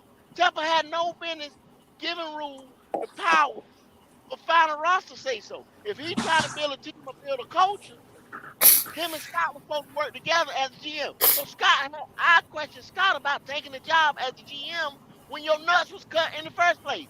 You a yes man. Or you just want a job to build your resume to go to hell on somewhere else. See, that's the shit y'all got to look at. These people, y'all talking about players playing out of position.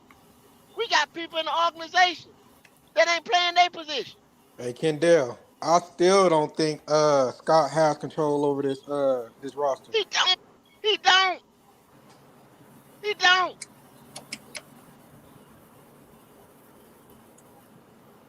MDJ, what's going on, my brother? Talk Oh, to what's me. good with you? What's good with The you, GOAT? floor, What the up, floor is MJ? yours. What's I'm here good, y'all? today. What's good? Y'all see we here on a Monday. How y'all like these Mondays? Oh yeah, Monday fire to me, man. That's a good day for you, bro. I mean, that's fire. But as far as like the topic, man, everybody in the comments keep saying like, why is it a big deal? Like, it's a big deal because your owner is controlling the team and he lying to you for one. The lying part is the main thing with me. But like, let's just say Boy, the that's team why I do love you. fail or That's why I somebody love you, do boy. fail, you can no longer blame that the coaches didn't coach this guy up because that's not even the guy who they wanted. So like if Bryce failed, you got to look at Tepper. And if you look at Tepper, there's no answer to that. There's no answer in firing somebody or we Yeah, misguided him. It's just simply on him. Like, yeah. It's like on to the next one. Okay, I fucked that up. I'm on to the next one. yeah, And what's to stop the nigga from doing it again? You see what I'm saying? absolutely nothing Sit because your you ass got people down. saying it's his team. So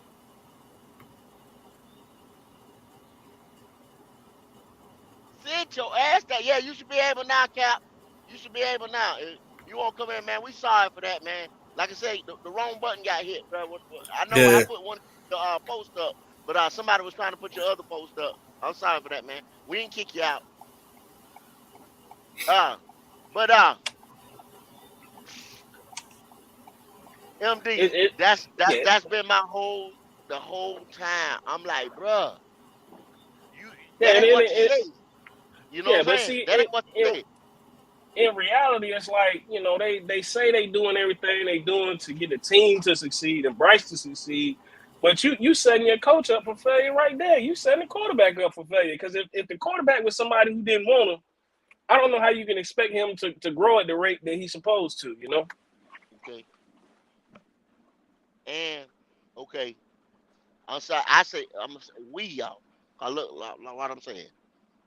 Me and Q were just talking earlier about getting the tickets for the Indianapolis game, right? The Carolina Panthers have the sixth, if it's not the fifth, the sixth highest game day experience.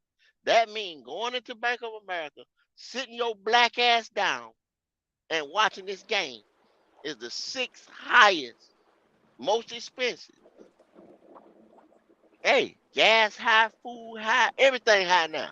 I'm getting ready to go in there and you're lying to me and sit my black ass down and pay the sixth highest in the league, right? That's what you're telling me to do. Then the product you putting on the field ain't coming from the football people. It's coming from the businessman that say he's supposed to down learn, I was learning, I was gonna learn, I was gonna listen to the football people, which he did. But I'm supposed to go pay the sixth highest game day experience to walk into the stadium. And I'm not gonna do it once this year. I'm probably gonna do it about 4 times. But I'm not gonna a couple of them ain't gonna be at Bank of America, a couple of them gonna be in different places. But what I'm saying is I'm invested. And hell yeah, I can talk. Because I'm invested in this team. Emotionally, financially, everything. That's what I'm talking about. Panther Germany Why? in the house. Hey, What's what's going up, on man? I see Kendall still on that shit. there, Hey, this we wanted to, say put the case at rest, but we wanted to yeah. to bring it to the jury so they could see exactly what GOAT, be talking about. Oh, This is And this is a special edition, Wiley. This the last. You can even say Matt ruled today.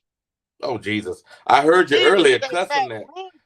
I heard you cussing, saying that crazy stuff. I was like, what's going on here? I'm on the wrong show. What is this?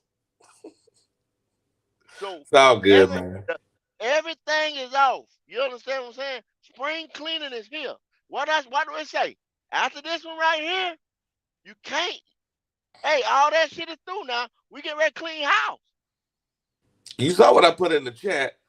Hey, he said, I'm the Tapper. It's my shit. I'm going to do what the hell I want to do. yeah. That man said I set the process. There you go. I set the process. They just work it out. I said, damn. Okay. Yeah. But look, that big daddy. At the end of the day, y'all know I'm a big supporter of Pepper. Hey, that's big boss man, goddamn. That's the money right there. And I'm always gonna go to the money. Y'all understand me? I'm gonna go get the check now. What I'm talking about right now is irrelevant. I'm gonna go get that guy. You know what I'm saying? But he said it, and there it is. And which he can. He wrote that check for 2.3 billion. You know what I'm saying? There it is. Hey, he can. Everything I'm talking about, man, that just blowing in the wind. You know what I'm saying? I got you. Yeah. I just think because it's funny, you go between Panther creators, and it's like, what the hell going on? It's like, hey man, This dude, this is his money. It's his place. He gonna do what the hell he want to do. My thing about it is, I hope they pick the right quarterback, and it'll Oh, what's up? You hold now. What you hope? You hope what? pick the right quarterback. No, you supposed to be all in. Ain't no hoping. Ain't no Oh, hoping. it depends. Hey, check it out. Regardless of who the pick is, until they out there playing, it's a hope. Y'all said draft night. That's who y'all wanted. That's it. The pick came in. The ballot came in. This what y'all. Ain't no hopes. Ain't no. You are a Bryce Young guy. Hey, Kendall, you know, Yeah. when different information come out, you know, people hold the right to reserve to change their mind, man. You can't do that to them. Okay. You can't do that. You can't do that. Okay. And I Mm. give you that. I give y'all that. I give y'all that. Okay. Come on now, Kendall. Kendall, I you take gonna need that. a I take that. what you I had in take that that one. bottle. That wasn't no. Hey, that wasn't no. Hey, what you have in that bottle, man? Moonshine. No, this the Kool-Aid. This the ANJ. damn Kool-Aid, Wiley. This the Kool-Aid, bro. I You don't know what know, I'm saying? man. This Kool-Aid, I still got my damn sense. I still got my sense. I still got my sense, cool. I'm All telling you. right, now. You mad some at Jim Jones special? No, he's not going. You're not gonna fool me, sway me, mother. You know what I'm saying? I put my socks on. Hell no. Come on now. Come on. Hey, it's all good. That man was gonna do whatever he wanted to do, regardless. That's true. That's true. But what I'm saying is, I go back to the question I asked earlier. Was there a process? There Was there was. an evaluation of talent? There was. Was there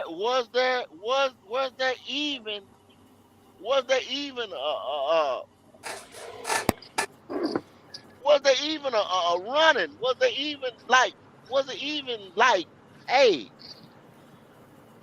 we're You know what the evaluating question this should be? guy, that guy, The whatever. question I the mean, question should be, was the process fair? No, it what wasn't was fair. I was going to say No, what I was going to say what is fair? You know what I'm saying? I was going to say what is fair. My thing is, like I say, just the process, the evaluation of the quarterbacks that was out there. Who did he say? So why did we even waste our time? Did we even need to jump up to one? Do we? Yes, You say it's a bunch of questions. we needed to jump up the one to get what he wanted, and the process Uh huh. wasn't 100%. Well, what is fair? You're right. What is fair? He got who he wanted, so that's, I guess you call it fair. Okay. So you hey, said look, so. hey, Go look, ahead, Em. y'all know what everybody kind of missed the point on, cause we kind of hold this stance. They look at it as like, oh, y'all didn't want Bryce Young. But the thing is, like, if the coach didn't want Bryce Young, you doing Bryce Young a disservice, really. Okay. Mm-hmm. Okay. Now, when you saying that, could we be sitting around here in 2 years? And y'all seen Corral today. Y'all seen Corral today, right? Y'all seen him at that podium. Okay. What the plan is for Corral? They got rid of Jacob Eason. They said that. Now I'm not gonna play that footage, y'all. I'm not gonna play that footage. Y'all just gonna have to believe me. Corral says, or Frank Wright was on there, and he says they get rid of Jacob Eason so that Corral can get those snaps that Eason would have got and his. Mm-hmm. Makes Bryce sense. gonna get his, and the Red Rifle gonna get his, right? Mm-hmm. Okay. So what I'm thinking, this is just my mind kicking off. It's gonna be a whole nother PJ Walker situation where we're going to go on tour with Matt Corral. It's gonna be the Matt Corral tour in the Nah, preseason. I don't think so.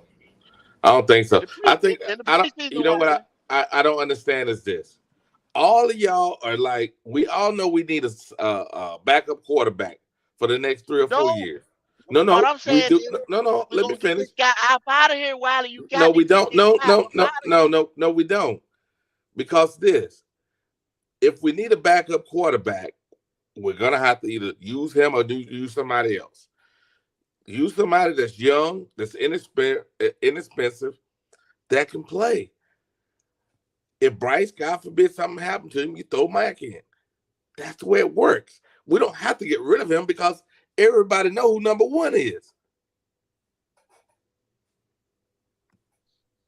Okay, and I understand exactly what you're saying. But could this guy be a problem by How? him? This guy says he wants to start. He wants to play. Everybody He says wants. that. He said that today. Kendall, I'm gonna say that he's not gonna be a problem. You know why? Because when I listened to the Matt Corral's interview today, um, the funniest thing that I took away from it, he's like, I'm 2 years, 2 years older than him, but I've known him since the seventh grade. So that means that ever since the seventh grade, this guy Bryce Young has came and surpassed you. Damn. You haven't caught up yet. Mm. So I don't think he's a problem. That's what it said No. to me. And, When and you the gonna thing get that tired of that, though, Pop? no, watch this. You want the guy to be wanting to start for what reason? That means he's gonna get better. That means, God forbid, something happened to your quarterback. You got somebody come in and start. If not, 2 years from now, a year and a half or so, you trade him. But you have an asset you can get rid of.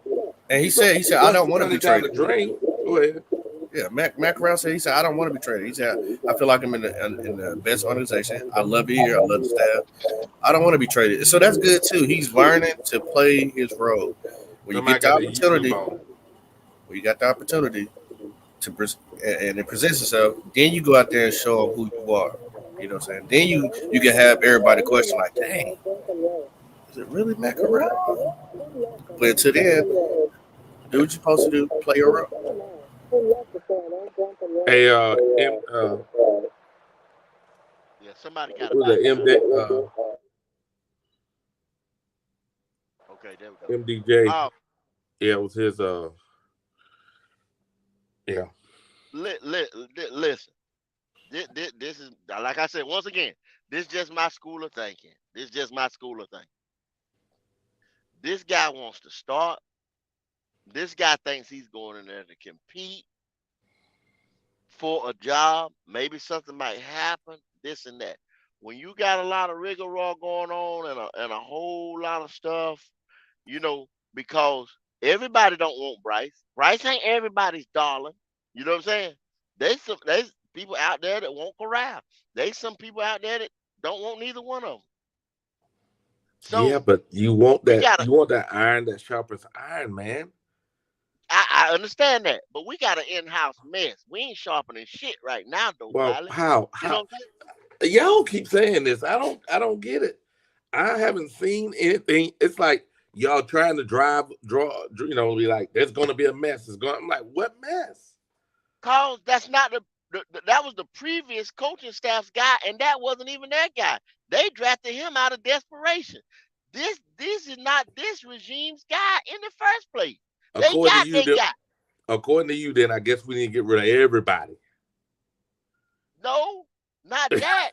I'm just saying they come along. Why can't you go ahead and just get rid of Corral and then come back? You come back later and get you another developmental quarterback that gives you the same thing Corral does. Yeah, but guess what? What if you got lucky and you got yourself two possible starting quarterbacks in the year? You can get rid of Matt for a pretty decent draft pick, or God forbid, That's what I was saying. hold on, and God forbid something happened to the little guy, as y'all keep saying. You got yourself somebody that can start. Y'all keep saying he's so small, you got to have a backup plan. That's what I was saying. That's what they said. They got rid of Eason to give Corral these extra snaps in practice, in camp, or whatever. Then, just like they did PJ Walker, like I said, preseason is going to be his world tour to say, hey, man, if you need a backup quarterback or you may need a possible starter or talk to me in the draft next year. You see what I'm saying? Maybe so. Or, like I said, God forbid, something we happens. don't have a one now. You know, we don't have a one. Number one. Chess. No, Come we on, don't have man. a number one pick next year. I know we're No, not we getting a don't. one. You know what I'm saying?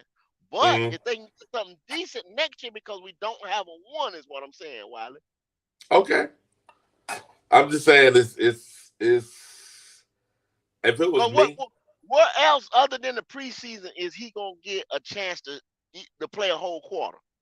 I hope that's it. There you go. So where that's else okay. you gonna showcase? Where else is you gonna showcase him at? Where else are you gonna showcase him? You can't. Other than you can't. That's all I'm saying. That's okay because he's supposed to be a backup quarterback.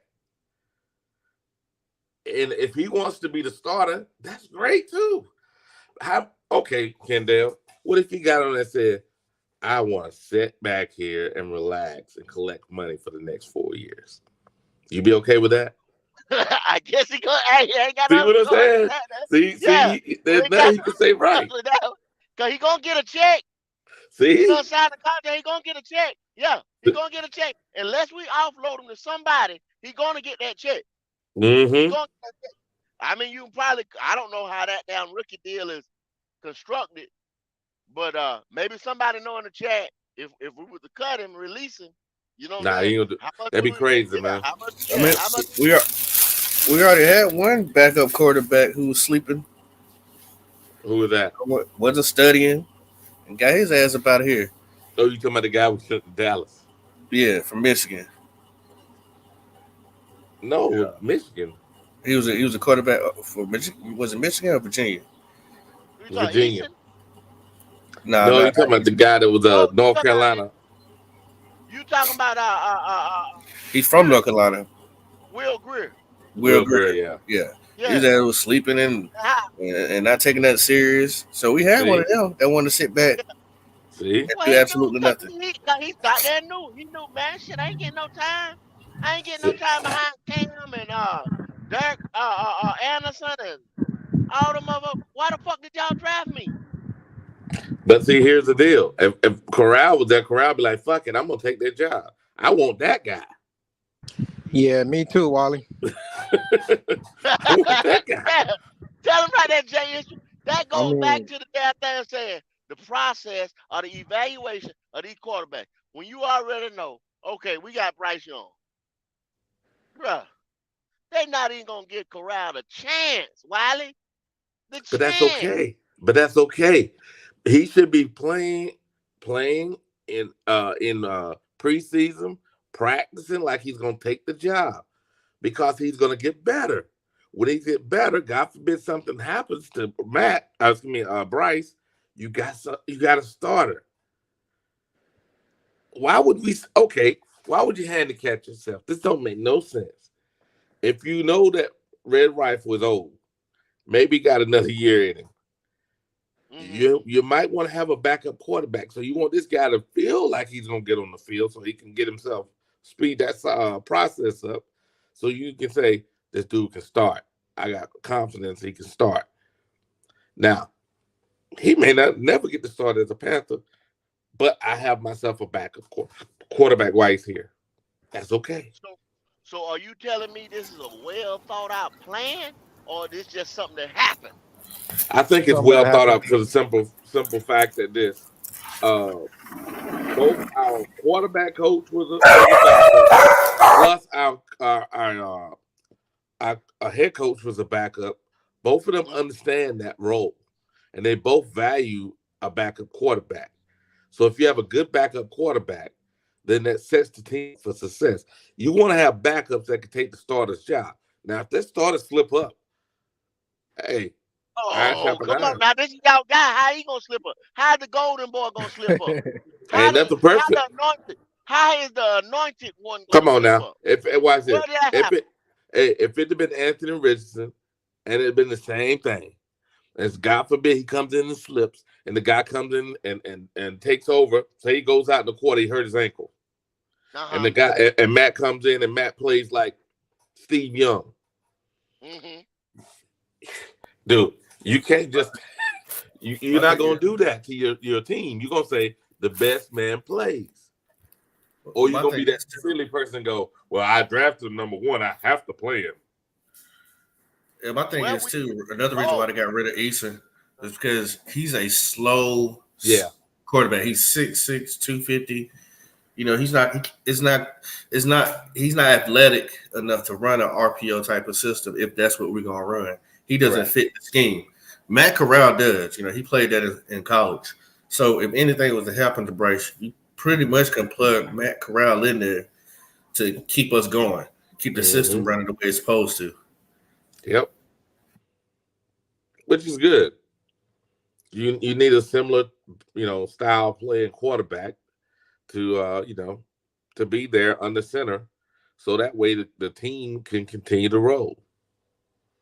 It's about the team. It ain't about Matt Corral. They don't care. They don't care if Matt develops or not. What they really want to see is what's the best thing for the team.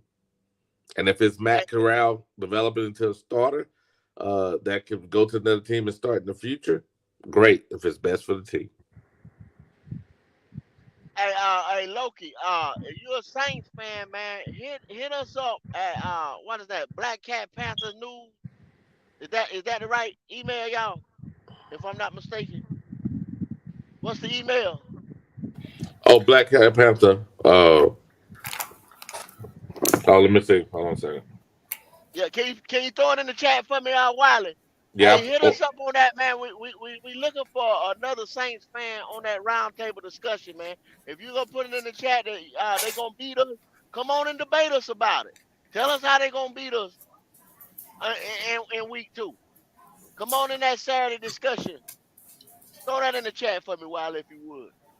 Yeah, we're also looking for a Bucks fan or a Bucks podcaster. You don't have to be a podcaster, but if you're a fan and you know your team, we're looking for one of y'all too. Because we can't find them nowhere. I don't know if they in the. Y'all hiding, man. Well, who that nation at? Where y'all at? They out at sea, but I can't find them nowhere. Where the cannons at? Where y'all shooting them cannons at, man? Come on in, pull up. But we gonna put that link up in the chat, man. Send an email, man, with some contact information. And we get up, man, tell you where so we can send the link to you and everything. Pull up on Saturday. We'll get you straight. Okay, Kendall, it's in the chat. Okay, appreciate it, Wiley. The blackcatpantherpodcast at gmail.com. Yeah, gmail.com. That's it. I was thinking about something, man. I got so many damn emails and shit. You know what I'm saying? My mind is all fucked up anyway. It's all good, Doc. Y'all keep me straight. But yeah, hey, look that up in the chat, bro. If you know somebody, send it to some of your Saints podcasters or Saints guys that's like say that know their football. Come on, debate us, on Saturday. Good time. We had a good show last Saturday too. It's surprising too that you can find you a Hawks fan, Atlanta Falcons fan, and you can find you a Panthers fan, but boy, them Saints and them Buccaneers. Hey, man. Hey, dude. They seasick, bro. Good years. It looked better now than it ever had been. If you look at their history, it's horrible. Almost like they don't exist. Y'all don't get on them. People keep forgetting them those bags in the stadium they used to wear. Oh, we over their head. Over their head, Wiley. We ain't got to that point. Yeah. Y'all ain't gonna get them. I don't believe y'all gonna get them days back again. But damn. That was bad. Them was some bad days. Hey, look at the Bucks had pretty much the same thing, man. They had blackout games. Just like I was telling Q. I could come down here and drop my motherfucking trailer, right, and go to the game for $65. $65. Blackout games, y'all. Right. The whole damn section with nobody in that motherfucker. Yep. Dang. They want to show it on TV cover so empty. Right. Can you imagine the reporter that got to sit here and stay at that whole game because he bored as hell of the trash he's seen on that field? The worst thing about it was this: every time the players left them, they were outstanding. Like Steve Young was with them. Steve Young went to the 49ers Hall of Fame. What was his name? Doug Williams was with them. He leave there, he go to Washington, win Super Bowl MVP.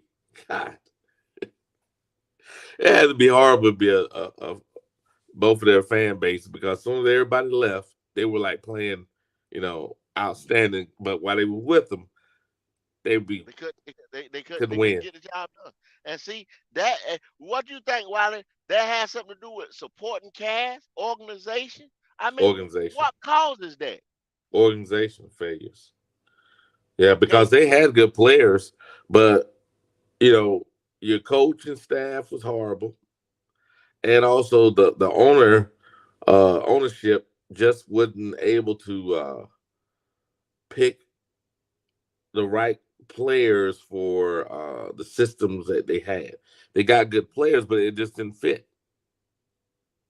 Well, see, that's the part of this whole conversation today. If this organization keeps getting in its own damn way, y'all, it's not far from being what we laughing at. Oh, come on now, Kendall. You ain't right for that. I'm serious, Wiley. I'm serious. Hey, look, bro. Okay, I told the thing this right here. Think about this. You got 7 slots in the draft, right? 7 rounds, right? Mm-hmm. Everybody talk about what? You build a team in about 3 years, right? Yeah. So that's 21 positions in 3 years come out the draft. That's a whole team on both sides of the ball, excluding special teams, excluding people that go both ways on special teams or this and that, or your hybrid players. If you hit on everything, yeah. If you hit on everything, that's so in 3 years, 3 to 4 years, you should build a team. And it's been proven to us. In 2011, we get Cam, we do things we need to do. We contended for a Super Bowl in 2015. You see what I'm saying? If it's done right, organizational wise. We did the same thing with Jake Delhomme. Remember, he wasn't there long before we went to the Super Bowl. Yeah, he took over that year. When I tell y'all 3 years and then y'all holler at me, why is it taking so long? We can do it. It takes 3 years, y'all. Now, the problem is this. Now, see, the problem is this. Jake Delhomme only took 1 year. That's the problem. But this was already done while we were being built before then. We were Jake was number 1. We didn't pick Jake up number 1. We found Jake. Yeah, but see, Jake was like Kurt. See, Kurt Warner and Jake and what's his name? There was a couple more quarterbacks that came through. Leo, pull up. They came through NFL Europe. So NFL Europe I was looking at the other day. We had John Kitna. John Kitna started for Seattle, right? Yep, Seattle. He played the NFL Europe. Kurt Warner was in NFL Europe. We all know what he is. Jake Delhomme was in NFL Europe, same time frame. Ty Detler, remember him that played for the Eagles? He played for NFL Europe. Now you got the mirror image of these XFL guys, right? Correct. And what I'm saying, NFL Europe was the developmental league for. You remember back in the day where they go to the Canadian League, right? Or no, USFL. Remember, that's where Herschel Walker them came from. USFL. But see, you still had and then these arena league ball guys. You know what I'm saying? A lot of quarterbacks were coming out of there. You see what I'm saying? So we got D League resources, y'all, that develop quarterbacks and might develop a few linemen and stuff like that. You know what I'm saying? Especially stuff like that. And these people just need reps. That's all. That's all it is. When these guys come, they're not bad players. No. Everybody need reps. You need a style, play style that fits your the way you play. You need reps, and you need somebody to believe in you. Because if you have those 3 things, most people can have an outstanding career. The problem is we put them in bad fits, and we get coaches that are there looking, saying, I have to win now, and they don't develop these guys. And then The pressure get on the guy. yeah. Take 3 years. I promise you, take 3 years. Take 3 years. And Maybe most people's maybe careers put are some 3 change. years. Start seeing that thing. Take 3 years. Yeah. Stop cooking in the microwave and actually use the stove. Hey man, they don't know nothing about that crock pot. Come on now. And hey, sometimes, and that's why some of these coaches get out of here, because they, they ain't cooking on the stove. Got to put them in the pressure cooker. Hey, that's what they're doing. They put and then the stuff falling all apart. Wonder why it ain't right. It ain't quite right. It's like Luther Curl. It ain't right. Nah, it ain't quite right. It don't never be quite right. That's the whole thing. You know, because it ain't being cooked properly. That's why it ain't quite right. You know what I'm saying? Cooking it too high. Cooking it too high. You're cooking it too damn high. You didn't defrost. You didn't take the time to defrost it. Oh, You didn't let it sit out. You're right. They let it come to room temperature. You didn't season it. You didn't season it at room temperature. You didn't let that just marinate for a while, and then cook it at the right temperature. Yeah, it's a process. It's a process, y'all. It's a process. So when you go in there and tamper with this process, like a Tepper did, what do we got? And I'm not saying, and please, y'all don't say, because I'm eventually get on the Bryce train and all this old bullshit. You know what I'm saying? Because we got to. But for right now, I'm still in my feelings. I wanted Richardson. It's all good. It's all good. We'll get to play him this year. We'll get to see what we missed out on. Yeah. We'll see what we missed out on. If we missed out on something, I'm not, like I said, I'm not that petty nigga that come out here going, I told you. I'm not doing that. That ain't no. It's gonna be petty. Come on. Well, I'm saying there's gonna be some people. There's gonna be some people that's gonna be that petty though. Yeah. And if he fucking up, y'all come on here and roast my damn ass if you want to. I don't give a fuck. I hope he has a good career. I hope he don't have a better career than Bryce, but I hope he has a good career. Cause see, my thing is too. Now, if I was told that you can't do this with one at number one, you ain't supposed to do that at number one with the other. So all this, let Bryce sit and do this and do this for Bryce. Bryce got to pick that number one. I'm not with that. Well, I understand what you're saying. Go ahead. He's starting Kendall. He's already taking most snaps with the ones already. He already number one. Don't worry. Yeah, I don't understand this double talk. That's the only thing that aggravates me. I don't get the point of that. So Wally, you feel like he being forced out there? No, not that. I'm saying is why they keep talking like we don't know he gonna start. This is stupid. That's insulting there. Do you feel like they're not trying to show their cards? It won't really matter. Everybody know he gonna be starting.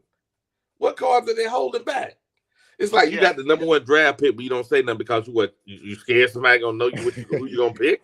It don't matter. Who picking ahead of you? It don't matter. Nobody. Yeah, nobody.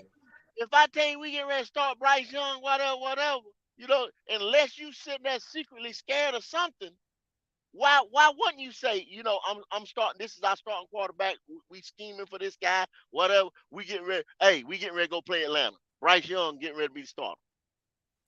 Why wouldn't Okay, we're gonna go through the preseason, right? And they're gonna name him the starter the week before we play the Atlanta. Yeah, I was just trying to say that. Yeah, so, they're gonna do that. So what's the difference between now and then? With your question, so how much reps do he get in the preseason? How many reps do he get in the preseason? What game? The first or the last one? They don't give him a lot of reps. That's what I'm asking y'all. How much do you play him in the preseason? A lot. I would say that too. I mean, the first one, I give him like the first quarter. I think the person who get the most reps is gonna be Matt. Simply because you're right. Bryce probably the first game, he probably gonna get a little bit of reps. But I think trash cleanup duty gonna go to Corral, so Corral can get a lot more playing time. Mm-hmm. But what's going to happen is the last game, all the reps are going to go to Bryce and Andy. So game 1 and game 2, majority of reps will go to Matt Corral. Yeah. And then game 3, the majority of reps will go between the Red Rifle and Bryce. Well, Mr. or Mrs. 𝐥𝐤𝐤𝐞, he said he got drafted a month ago. Chill the fuck out. He'll be a starter. People love making big deals of nothing in their boring ass offseason. Well, Mr. or Mrs. 𝐥𝐤𝐤𝐞, That's pretty good. every other offseason has been boring except this one. I don't know if you've been paying attention. Yeah, you got that right. You got that right. I don't know, but I mean, hey, if you bored of watching it, turn your TV off until September, August, and then you'll be entertained. Hell no. This has been the most entertaining ever in Panther history since Cam Newton. I'm sorry, brother or ma'am. They've been lying, they've been deceitful, they've been backstabbing, they've been cutting deals. Hey, they've been making moves. Hey man, this sounds like General Hospital up in this Joker. You damn right. You damn right. You damn right. You better turn your TV back on. Radio or something. Hi-Fi, whatever you get news on. Get it right. Funny. Because we sitting here, we just did a show on the owner and all the bullshit he does. Then you got Matt Corral, like I said, he raising hell thinking he's gonna start something. Then you sitting there, do we got enough wide receivers in the building? Because this right here, Wiley, okay, you bet your ass on this one here, Wiley. Uh-huh. Somebody calls the Panthers tomorrow and they cut a deal for a wide receiver, a show enough ex-wide receiver for Matt Corral. His ass is gone. Possibly. A decent offensive weapon would get him out of here. I don't think so. Because it's hard to get a backup quarterback. But Matt Corral unproven, brother. We don't know what Matt Corral can do. You're right. You're exactly right. But here's the thing. Leo. What's up, gentlemen? Pardon me. What's going on, guys? You're good, brother. Now, my thing, you're right, Leo. We don't know who he is, but apparently they must know who he is. As they're saying, hey, keep the guy for a little while, so they want to have a good backup plan. God forbid something happened to Bryce. I say do that at least for the next couple of years. It's cheap. Wiley, you can get a backup quarterback. Yeah, you find somebody. Mid-season, at the end of the year, whatever, off the couch. Backup come on now. We talking a backup quarterback. Yeah, but come on, man. How many guys out there that are decent? I mean, but if they're decent, they're starting quarterback then, brother. No, I wouldn't say that. I would say if they're decent, they're starting quarterback because. Well, the biggest question then, Wiley, this the thing. Mm-hmm. Other than being a backup, we're talking about a backup now. Why are we keeping this guy around? We already wasted. Well, you say wasted. We already drafted the guy. Wasted. I know you're gonna say that. I know what you're saying. Because you already saying this right here. This is what you're saying right here. Lock this in stone. Lock this in stone. Mm-hmm. Go ahead. Is he better than Bryce? We don't know. We don't know that. Okay. What if he is? Damn, boy, y'all boys, man. Come on now. Hold up now.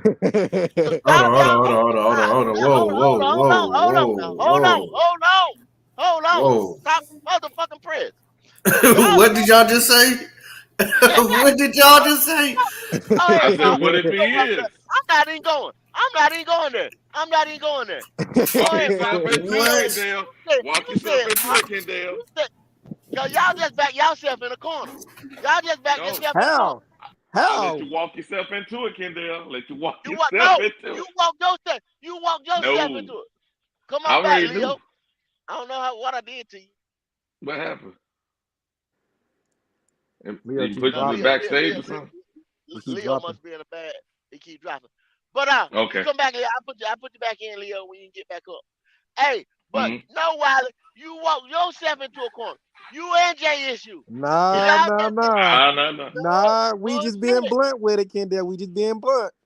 Hello. Bullshit, because y'all just said, I don't know. So you No, mean to because tell me I you get just what gave you me I get what you DJ saying, Moore to Kendall. Chicago? I You get what you just gave my saying. 2024 #1 pick. You gave my 2023 second 61 pick, 2025 #2 pick to Chicago to move up to 1, and you telling me you ain't sure of the nigga? No, what it is this. This coaching staff hadn't seen. Remember, they didn't draft the guy. They didn't scout the guy. They just in the building with the guy, and the guy hasn't been there the whole offseason. He's just really coming in now. Coming off an injury, yeah. Coming off injury. So they haven't seen the guy. So imagine you're going to draft your guy. This is supposed to be your guy. And this happened, remember, last year. Remember, San Francisco did the exact same thing. Everybody keep talking about Purdy, but they keep forgetting there's a guy they drafted #3. And they did exactly what we did. And who's the starter now? As San Francisco said, the last Mr. Irrelevant is our starter because he earned it. So what I'm saying is, what if Matt earned it? Would you don't give it to the best player? Oh, you gotta save your #1 draft pick from what? Competition? Yeah, I think their pride would be in the way, so they gonna start Bryce. If Matt looked better than Bryce, they probably gonna be in the way. They're not gonna let that man start. Man, Brock Purdy ain't win no position. He got put Nah, in he the didn't. position because everybody was hurt. Yeah, everybody was He hurt. didn't earn it. Yeah, He ain't taking from nobody. You're right, but what did the general manager say? He said that Brad is our starter for this See year if that one will coming. get you in, Leo. See if that one will get you in. Hit He that said in. that. Yeah, they said he's the starter for the upcoming season. And they only said Trey Lance because he looked like ass. They trying to play that injury thing, but he looked horrible out there. Look. Yeah. Now y'all just told me I just got rid of all that stuff. And then y'all gonna tell me that your guy, y'all not sure of it? Well, I'm no scout. Me neither. He hadn't even played no snap in the NFL. So I get what you're saying though, Kendall. If y'all not sure that he's a starter and he's supposed to be what y'all gave up, then what the hell y'all draft him for? But I'll need to see him in the NFL. So Yep. that's where I'm at with it. And my thing about it is the best player always wins, man. So let me ask y'all this. Y'all Go say ahead. why did either one of them get drafted to the Carolina Panthers? Matt Corral was drafted because he was forced to be taken, and then Bryce Young was taken because the owner wanted him. All right. So it had nothing to do with their taste. Nah. Holy, I messed you up, Leo. Wow. I wouldn't say that. Give me a second. I got to though, Wally. I got to. Go ahead. It just feel like they both was forced to be here. Well, be in Carolina. Yeah, I understand that part. But what I'm saying is both tapes to me, and this is a piece that people don't go back and look at. The analysts from the year before were saying that Matt Corral was the first round draft pick. The problem what he had was I forgot what it was something happened at like 2 or 3 weeks before the draft and he dropped. I have to go back and look at those reports. But Matt was supposed to be a first round draft pick. Didn't they say the same thing about Will Greer? What's that? Will Greer? Yeah. Didn't they say he was a first round talent? I don't know. They was I speaking can't remember highly of because that boy. yeah, but when you look at those two guys, the difference in their play and the competition they were playing against, I re-looked at Matt's stuff, man. And then you look at when both of those guys were in the SEC together, Matt was always either he was always the third quarterback or the second quarterback behind the top quarterback in the SEC. So Matt's a good quarterback. People don't I don't know why people don't like the guy, but he's a good quarterback. Now, now we got a good coaching staff. He gets a good coaching, and it actually shows up on the field. It'll be funny. I wouldn't mind it. Whoever the And best quarterback plays, as if long he as my look team good is on that winning. field, he's shortening Andy Dalton time in I'm, Carolina. I want y'all because I want y'all to think about y'all said, especially Jay, because Jay, you wildin'. your owner would have not have been at that Super Bowl party talking to Bryce if it wasn't because of his tape. Because the damn show wasn't because he looked like me, smelled like me, dressed like me, eat like me, go out like me. Like, it was none of that. It was off that damn tape. It was kind of similar, ain't it? That's kind of similar, right? Or no? No, it's nothing. It's nothing the same. It was off his tape. He said, "This guy's a winner. I want him to be here to help me win Super Bowls." I thought a scout went out. A scout went reported back to Scott, and then Scott told Tepper. Ain't that how it went, or am I missing something? I don't know about that. I didn't hear about that. That's crazy. Either way, though, he still filled up that jet and went to that party. Yeah.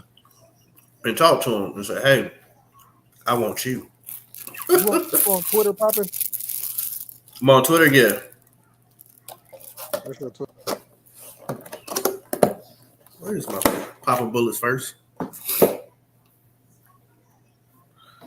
put it in the chat. Hey, man. I still don't understand this angst. Well, I understand who we drafted, but old school Panther fans, I remember, they'd be like, look, I remember when we got drafted Kerry Collins, first round. Kerry Collins, when he wouldn't, if somebody beat Kerry Collins out, he wasn't going to start right then. Just bottom line up front. You earn the position. You don't get given it. Maybe I'm wrong. Says Baker Mayfield. I'm just saying. He earned it, huh? Yeah, all right. No, he didn't earn it. He didn't earn it. You come on now. Come on. That's pretty good. That's pretty good. He said, see, there you go. You gotta watch it. You gotta watch it now. You trying to set me up.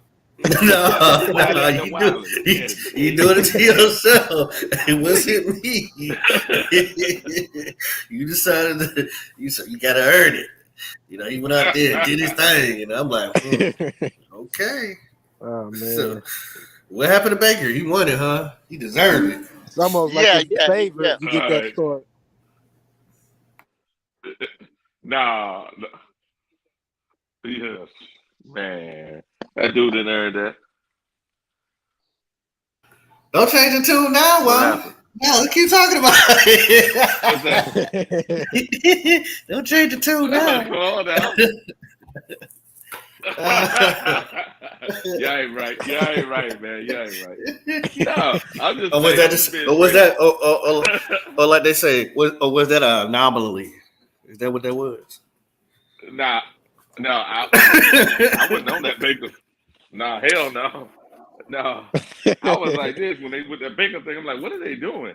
I said to myself, and they were mad at me. I said, we didn't get Sam another opportunity because why we going against Baker? They were in the draft together.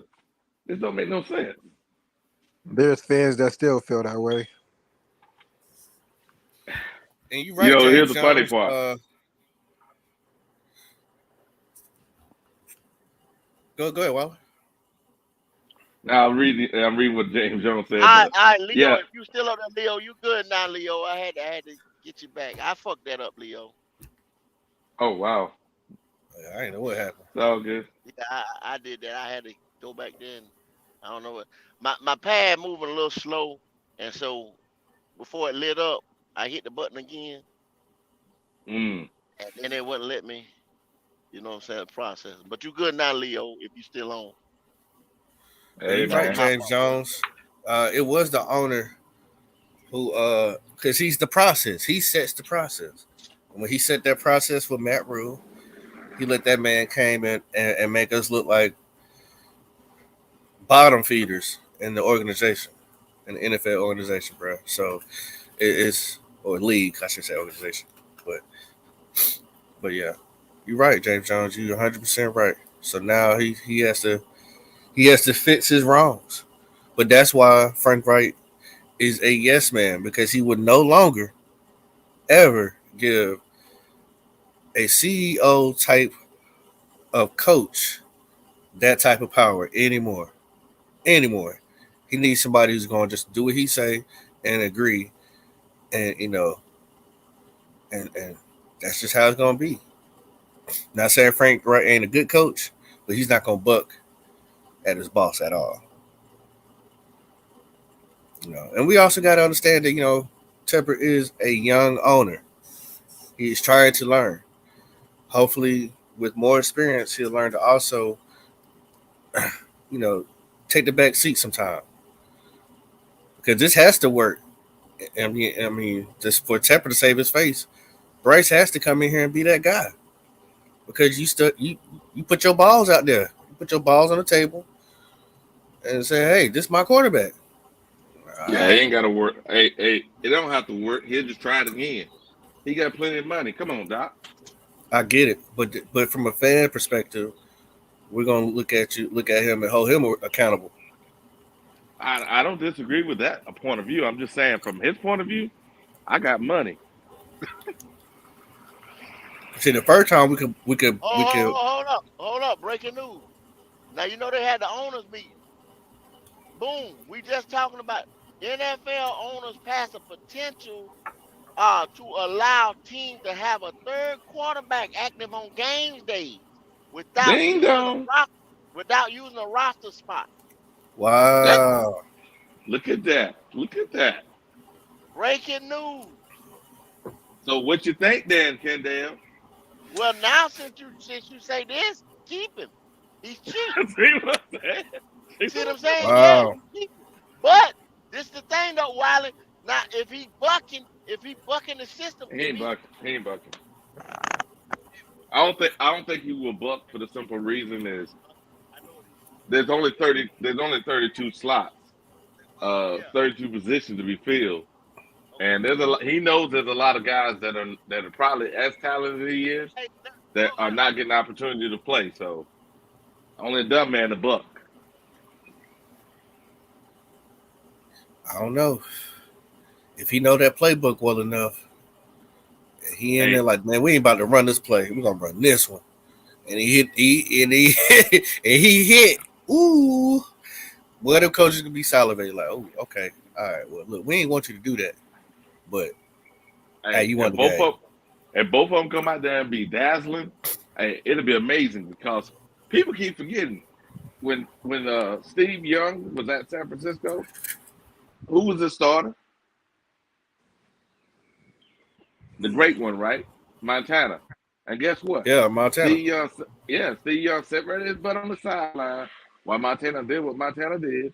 And as soon as Montana was traded, Steve Young came in. I'm just saying, you can have two guys there that are deserving. You just got to be able to control the room. It don't have to be that Green Bay situation. This was a good rule because there was a lot of quarterbacks getting hurt last year. A lot. I mean, hell, we went through every quarterback getting hurt on our roster. Yeah. So that was a good rule to have, to be honest with you. I mean, it saves your organization. It actually saves the NFL's ass because you want to have a good show. And if you can't go, I just want y'all to remember when Matt Rule didn't have an extra kicker. We had our wide receiver out there kicking punts and yeah, we were sucking and field goal. I mean, not field goals, but kickoffs. We couldn't even kick field goals. That's true, but think about we had to go for two. Look at the championship game. San Fran didn't have a quarterback. I was just finna mention them. I know they was the ones that put in that petition. They went through 4 quarterbacks. That's You crazy. think about it. Now, We in did the too. game itself. Yeah, but in the game itself, they didn't have a quarterback in the championship game. They go to the Super Bowl. Yep. If they'd have had 3 quarterbacks on the roster, maybe they'd have had an opportunity.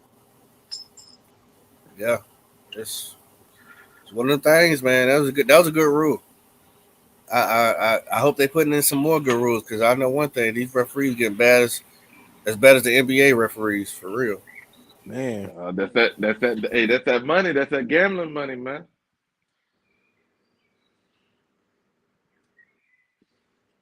That's that Mr. Dope Man money. I'm about to go to referee school.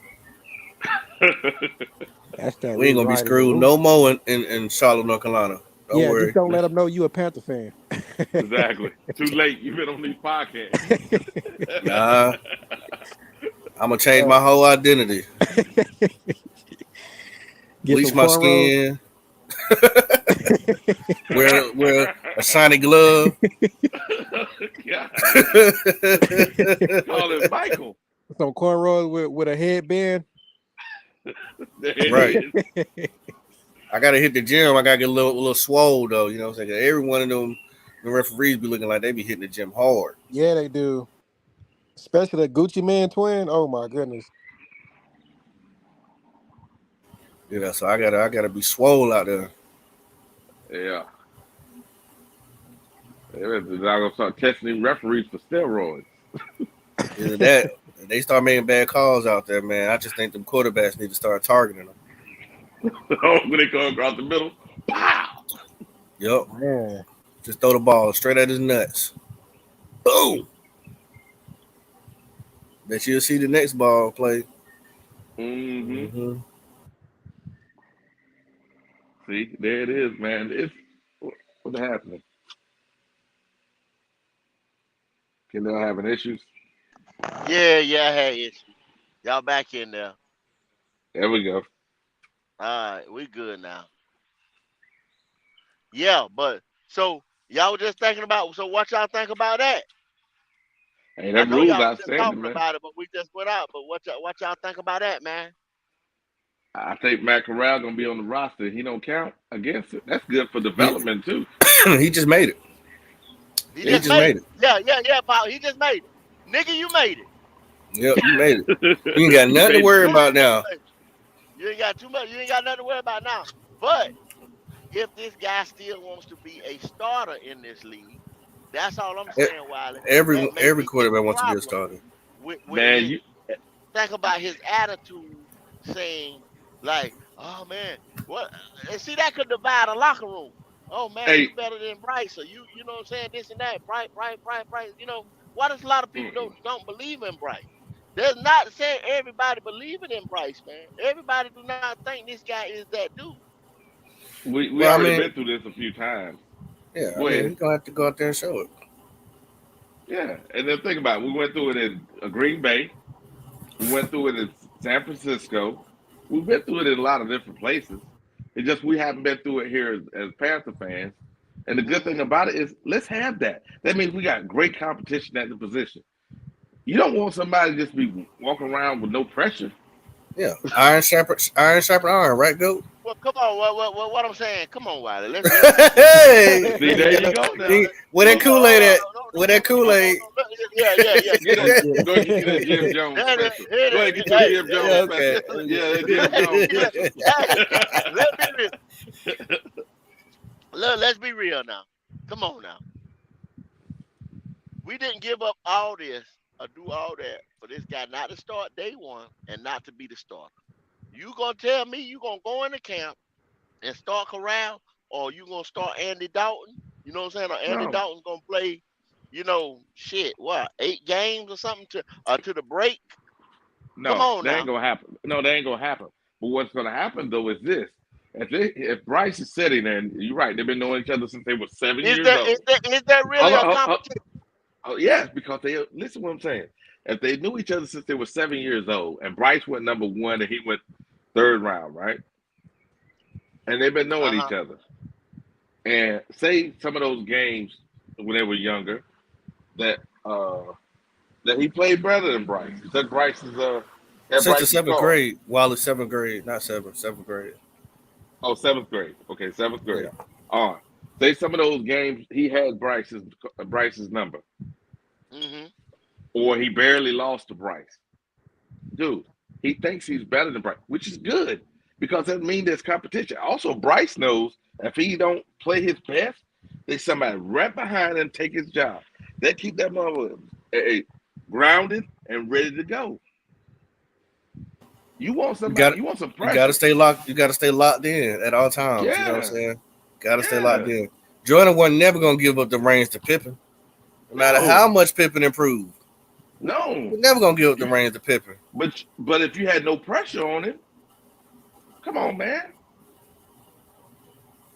Okay. Only a few people are self-starters like Kobe and Mike. Those other guys need that pressure. Right. This is the thing. This is the thing, y'all. 100%.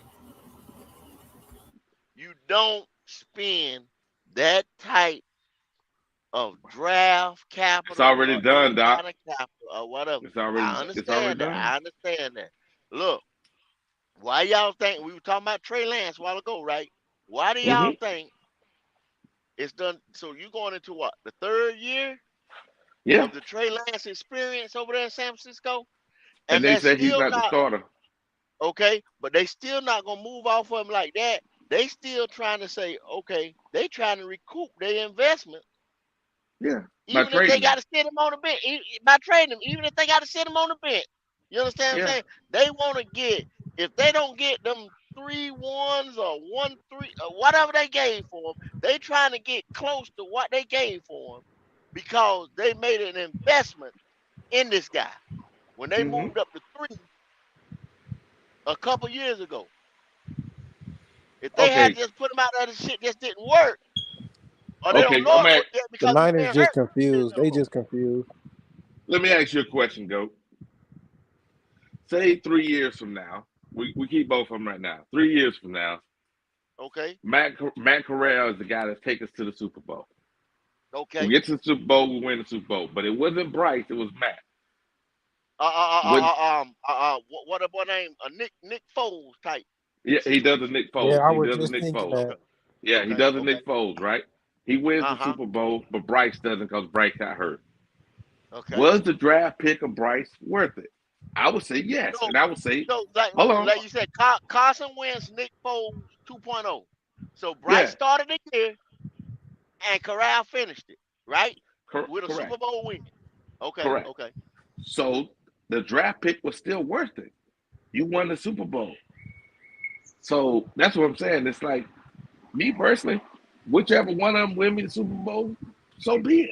But I want 2 competent quarterbacks, a 1 and a 1A versus a 1 and a slug. Because we know most backup quarterbacks are not taking the starter's job. They're not even close. So, and this is the thing too. Well, I guess I want a perfect world, a perfect situation. You know what I'm saying? Because I'm sitting there saying, after you win that Super Bowl, I want you to get me a nothing. You know what I'm saying? Hold on a second, y'all. Hold on a second. You know? Yeah. Yeah, but see, the difference between Matt Corral and Nick Foles would be this. Matt Corral would be young enough to win you another one, whereas Nick Foles, they were still trying to play the Carson Wentz experience. So I don't think the Eagles went into, let's transition from what was his name again? Jesus. Carson Wentz? Carson Wentz. Yeah, they went back to Carson Wentz. That was the problem. If they'd have went with Nick Foles, they probably would have won again. Yeah, didn't they ship him? Foles, didn't they ship him? Yeah, they shipped him out because they wanted Wentz to feel comfortable. Yeah. They trued the team. Yeah. And then what they end up doing? Getting rid of him anyway. Yep. I'm just saying, man. They had competition though. Yep. That's what you want. That's the whole point about it, yeah. And they had the right quarterback to run the scheme that they had going on. Yeah. The backup, whether it was their starter or their backup, they had somebody that can do similar things and run that offense. And that's what you need, you know what I'm saying? You don't just want no dud back there, bro. I promise you. Like you would be so mad if Bryce had to take a week off and then you had to have Bridgewater come in there after that. Oh my God, boy, you The be so difference in player pissed. being dramatic. Like the half of the playbook got to be tossed in the trash because he's not gonna be able to execute what your starter did. And Now if you have some, Foles wasn't mobile. He was durable though. He can do it. You seen what they did that Philly Philly play. special. Yeah. Philly special, yeah. But see, perfect world. That's what I'm saying. You only asking this guy maybe to come in. It just depends on what kind of injury. 2 weeks, you know what I'm saying? Maybe, longest we seen him up play 5 games. I had to end the season or something like that. That's Season good. ending That's good. injury. You know what I mean? That, But that's hopefully good. you only asking your backup to come in there for you, 2 As a weeks or something backup. like that. Yeah. But he's cheap. Listen, Pete, remember we always talk about money, me and you. We talk about money. So here's the opportunity to have a 3rd round draft pick as quarterback on a rookie deal. That's good for the franchise. That's cheap. yeah, especially when they ain't even counting it now. They're like, hey, you can carry your extra person on, and shoot, you ain't got to worry about it. And what I'm saying It works is out in the the favor. amount of money you're spending on that is not significant. No And that's wonder what why you they want. said they might bring another quarterback in for training camp.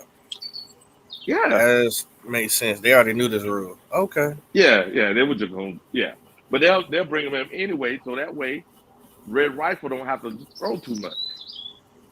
No, he's been in the league long enough. Why he got a 2-year, $10 million deal? Yeah, but they say they decide that Matt Corral's the number 2 next year, Okay, right? okay, yeah. But he's the number 2. Guess what? Now they bring in a backup, a developmental quarterback to be the 3rd string quarterback.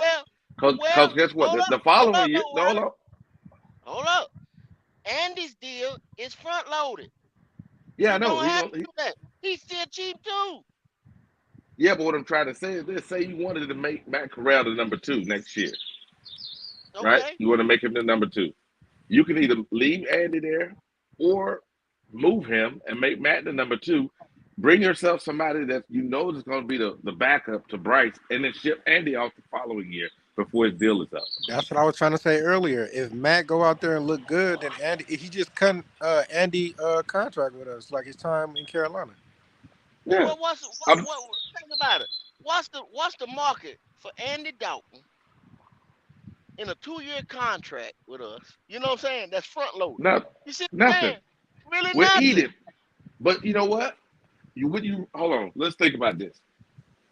You eat that, and you have yourself a developmental guy as your 3rd guy. Whether Andy was playing or not, what you did is you set yourself up for the future. And then you have your backup in Matt. Are you comfortable with that? That's just it's part of playing the game, man. Well, I look. I understand that you're not in a bad situation if you don't miss a beat if somebody gets hurt. You know what I'm saying? That's beautiful. You know what I'm saying? That's nice. But it's no need to really say, "Oh, we're gonna elevate you, Matt, to 2." Oh no, he got to earn that. He got to earn it. But what if he does earn it? We're gonna elevate you to 2, and we're gonna slide Andy back because No, they ain't gonna do that. Andy's deal is front loaded. Andy don't make but like what? Like he got $10 million, and I think what he got like 7. I think it's like 6 or 7 guaranteed. Guaranteed this year. So they ain't but 3 to 4 left on the contract or something like that, y'all. You know what I'm saying? Yeah. So like that ain't nothing. No, it ain't nothing in the big big scheme of things. But the thing, what I'm saying is, if you look at if Matt passes Andy, right? But Andy's been there the whole time, and Andy most likely won't be signed to nobody else, but you want to develop Matt.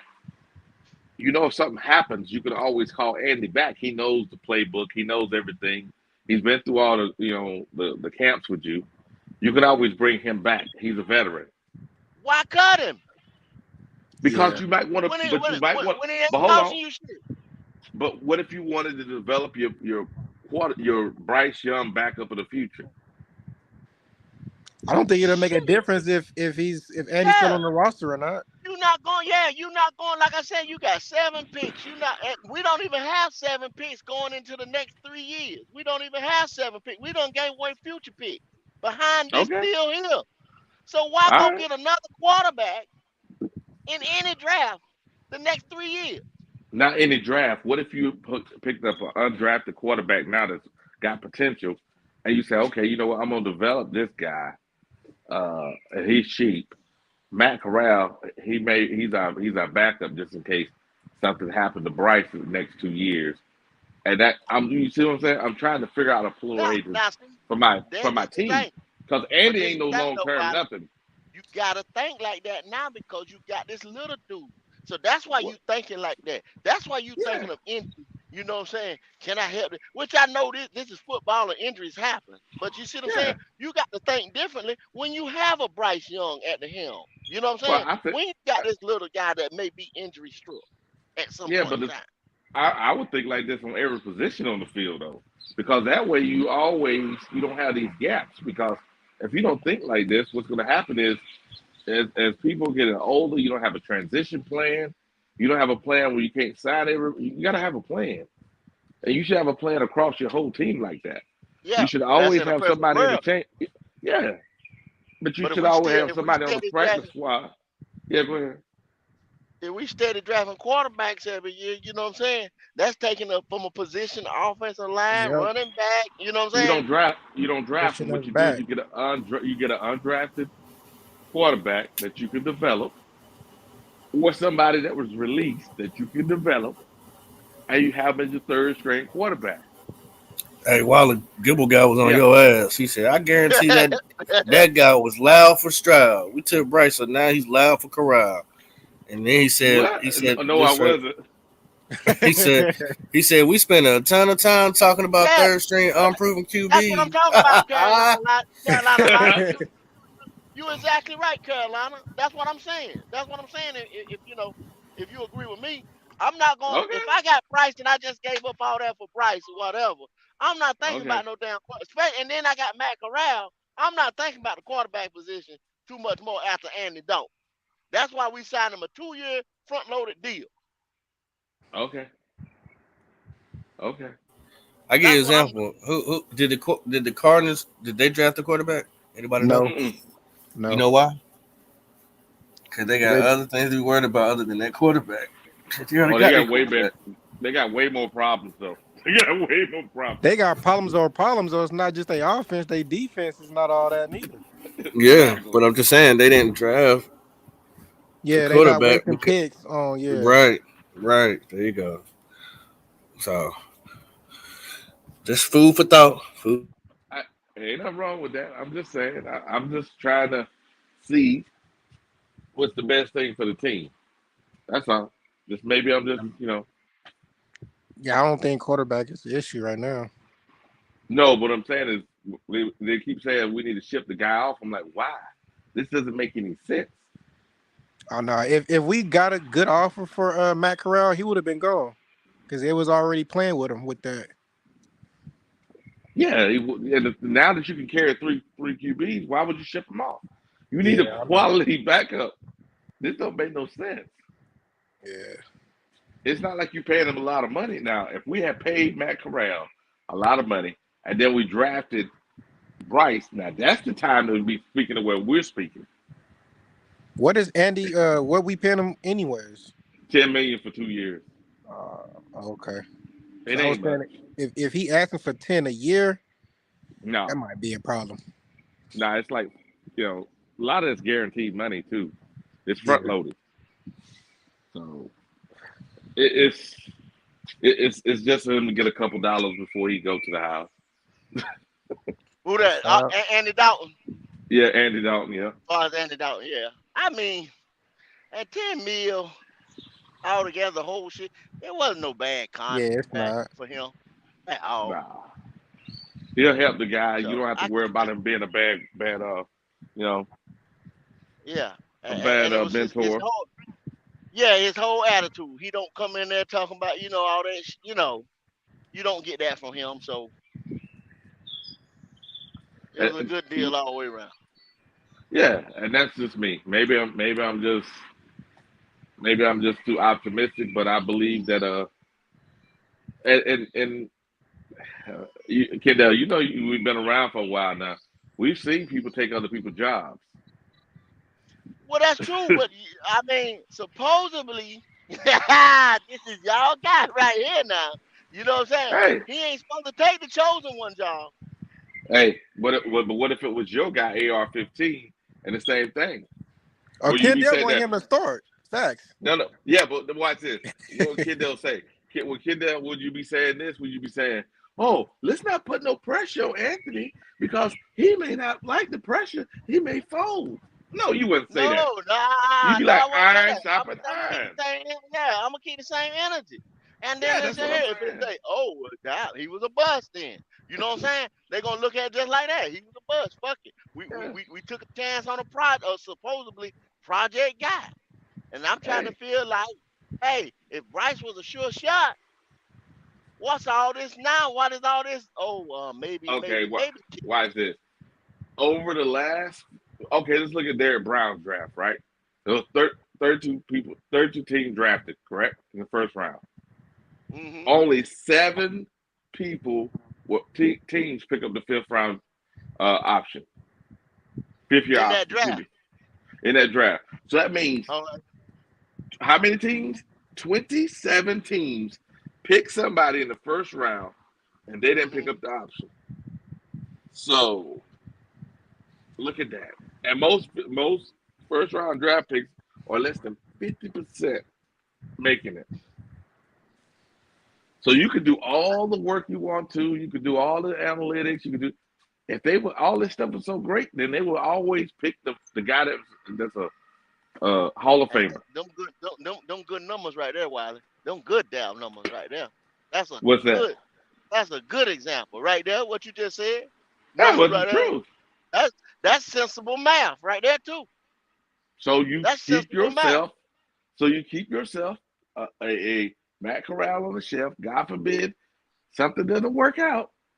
I can slide this in and save my team. But this is what I'm saying too, though, Wiley. You already paid for it, though. What I'm saying is, it's not like you draft them in this. But all this draft night tweeting and all this and all that stuff, it's gonna be a problem with this dude. That's what I'm saying. This dude saying he want to start. This dude thinking he just like he said, that was some slick shit. What he's saying, y'all didn't get it all the way. Hey, like I said, I've been competing against Bryce since the 7th grade. You know what I'm saying? Yeah. You got people saying that Matt Corral was the toughest quarterback in the SEC that year that they came out. Mm-hmm. Right? Yeah. So this could be you looking for a competition, but this could be a problem. No problem. Because the simple fact is there's only 32 teams. So that means they're going to be 64, now more than 64 quarterbacks on the team.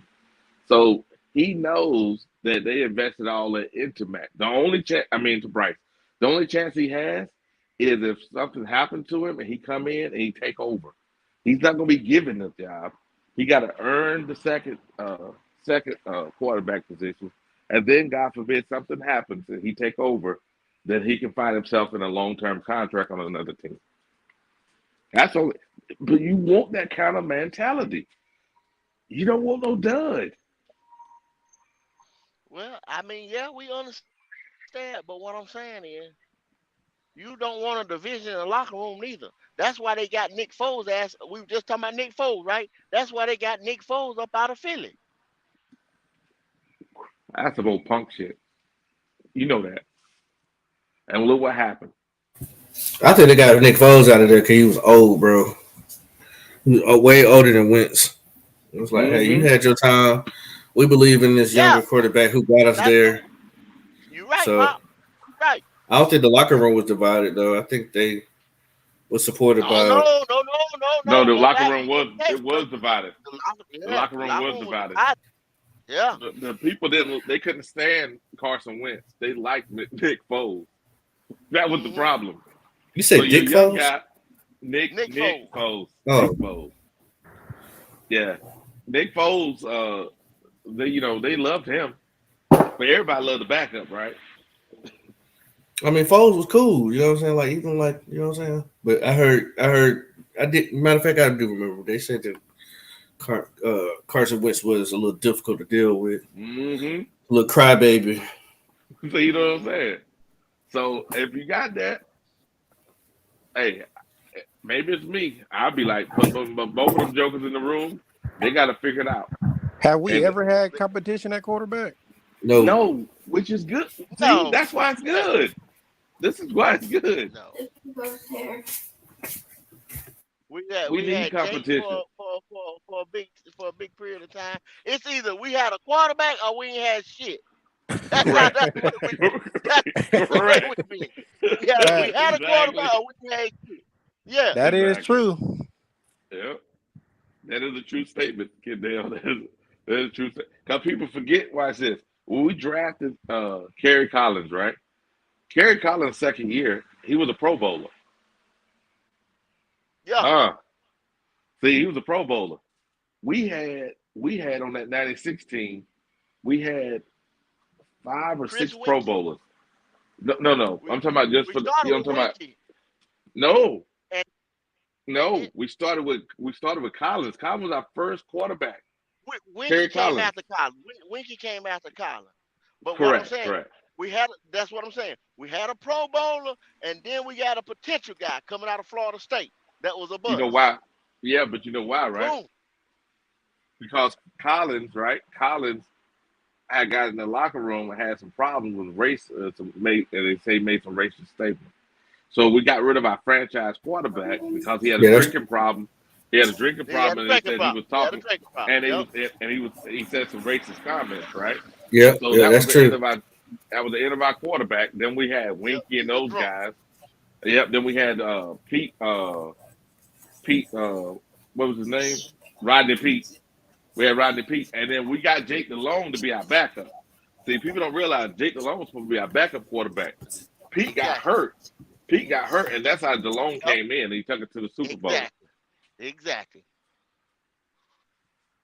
It's like, we have never had the opportunity to have quarterback competition.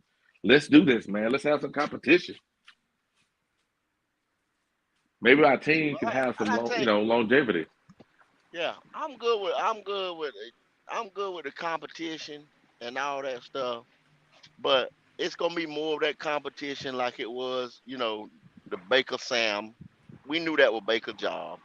You know what I'm saying? Going into this year, it's Bryce's job. You know what I'm saying? We know that. But he can move from second to third. That's Who, the Matt? competition.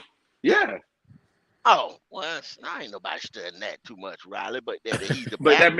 that means he don't want that. No, but that means he developed. We want that. I want that as a fan, because that means I know he's ready to start. God forbid something happens, because it's not going to be given to him. Bryce might be lucky enough to never have a hangnail, and you'll never see this boy. But guess what? If he moved up from third string to second string, other teams see it. We can trade his ass. Everything matters, man.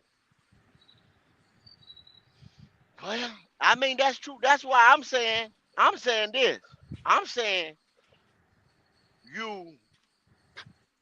like I said, you send him on tour during the preseason this year. If he's able to, if the Liz Frank is, one thing we don't even know how he looks from the Liz Frank. Damn, I just thought about that.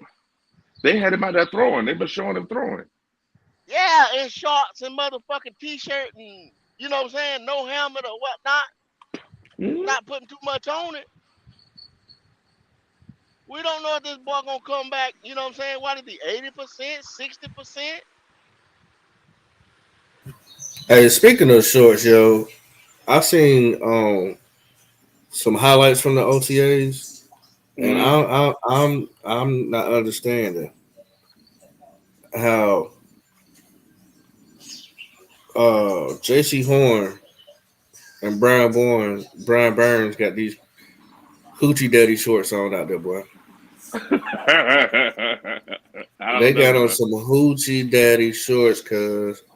Like, what are we doing, bro? I mean, can somebody please explain to me in the chat or out there in the world while your shorts are some nut huggers. Woo, You know what I'm ladies and saying? gentlemen. See, you Like painting a bad picture. Popping, you doing this shit again. I don't understand. It's getting a little weird to me. It's getting a little weird. Hey, I don't know about that. I don't know about the next And man. y'all go see them highlights. Short house.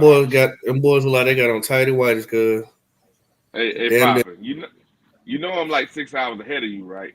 Every time you start doing this shit, I gotta go to sleep, man. You're like, I'm damn it, just Poppin.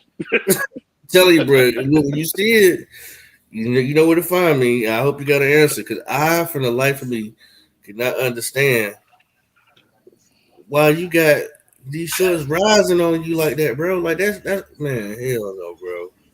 Mm-mm. I'm sorry. That can't be comfortable. Well, I don't yeah, know. we running up on 3 hours in this piece. It's been a good conversation today. On Black Cat Panther podcast. Y'all go to Money Outlaw TV, man. I dropped the short. Gonna probably drop a nice long video Thursday. Go check that short out. Run it up, man. It's been doing some good numbers. Go run it up. Like and subscribe if you haven't already. I appreciate everything, man. We getting that thing rolling over there. The best is yet to come over there on Mudding Outlaw TV. Over here on Black Cat. Q will be doing damn man, where's he at? I don't know if he's gonna do if we're gonna do a night. We're gonna do a night show tonight. He's gonna do the verses with Twan Don on Thursday. So they will not be a Black Cat Panther podcast Thursday show, but there will be a Monday show. So we're gonna vice versa. We wasn't gonna do the show tonight because he was doing that verses with Twan Don. So the verses with Twan Don will be Thursday. Y'all go like and subscribe over there, 704 Charlotte Bound, so you don't miss it. Let's come out, Black Cat Panther podcast. Let's come out and support in droves. Let's run it up over there. Let's get in that chat. So there will be a show tonight. I think it'll be 7:30 or 8 o'clock. Y'all look for that. Look for that thumbnail. But other than that, Pop, what you got? Man, I ain't got too much. I mean, y'all.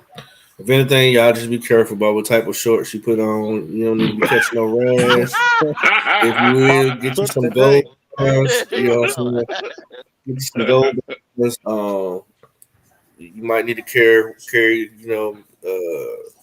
What's that? Manscaped package with you.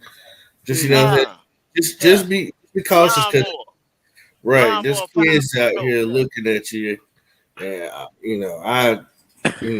just keep pounding, I guess. Golly. Pause. J.H.U. Holla at me, brother. Who, me? Yeah. Yeah. Shit, Tell shout me out to the panel. Shout out BCPP. Popping tripping today. It's always good having a conversation with you boys. Y'all stay at it. So salute to y'all. Appreciate the welcome. No doubt, man. Already. You always welcome. Always welcome. I tell you, I gotta apologize to Leo again. My fault, brother. Like I said, my pan working slow and I double clicked you. But you in there. You always welcome, bro. You always welcome. Holla at me. Pull up the mall, Leo. Oh, Wiley, what's good? Amen. Hey man, same old, same old. Hey, we getting ready. We getting ready for the Panthers to come here in 24. I'm trying to make sure all my shit is tight, so whenever y'all guys show up, we have a nice get together in Munich, and we have a many Panther podcasters here in Germany, blasting from Munich, showing our unity over. No doubt, no doubt. That's a good trip. That's a big trip. That's a big trip. That's big support for damn Panthers. Yeah, we will be Yeah, there. yeah. But like I said, man, y'all go on over there to 704 Charlotte Bound, support Q Thursday night. They set the thumbnail, see what time it is before I fuck up the time. We will be back between 7:30 or 8 o'clock over here to do the Monday night show. Goat Talk tomorrow at 12:30. And other than that, man, I'ma stay on these motherfuckers' ass. I'ma keep their feet to the fire. Y'all already know. you're gonna get the real. So I'm out of here. Like Keep a bee pounding. through the when I blow, I'm taking all the Peace. leaves. Holla at me. All right, now.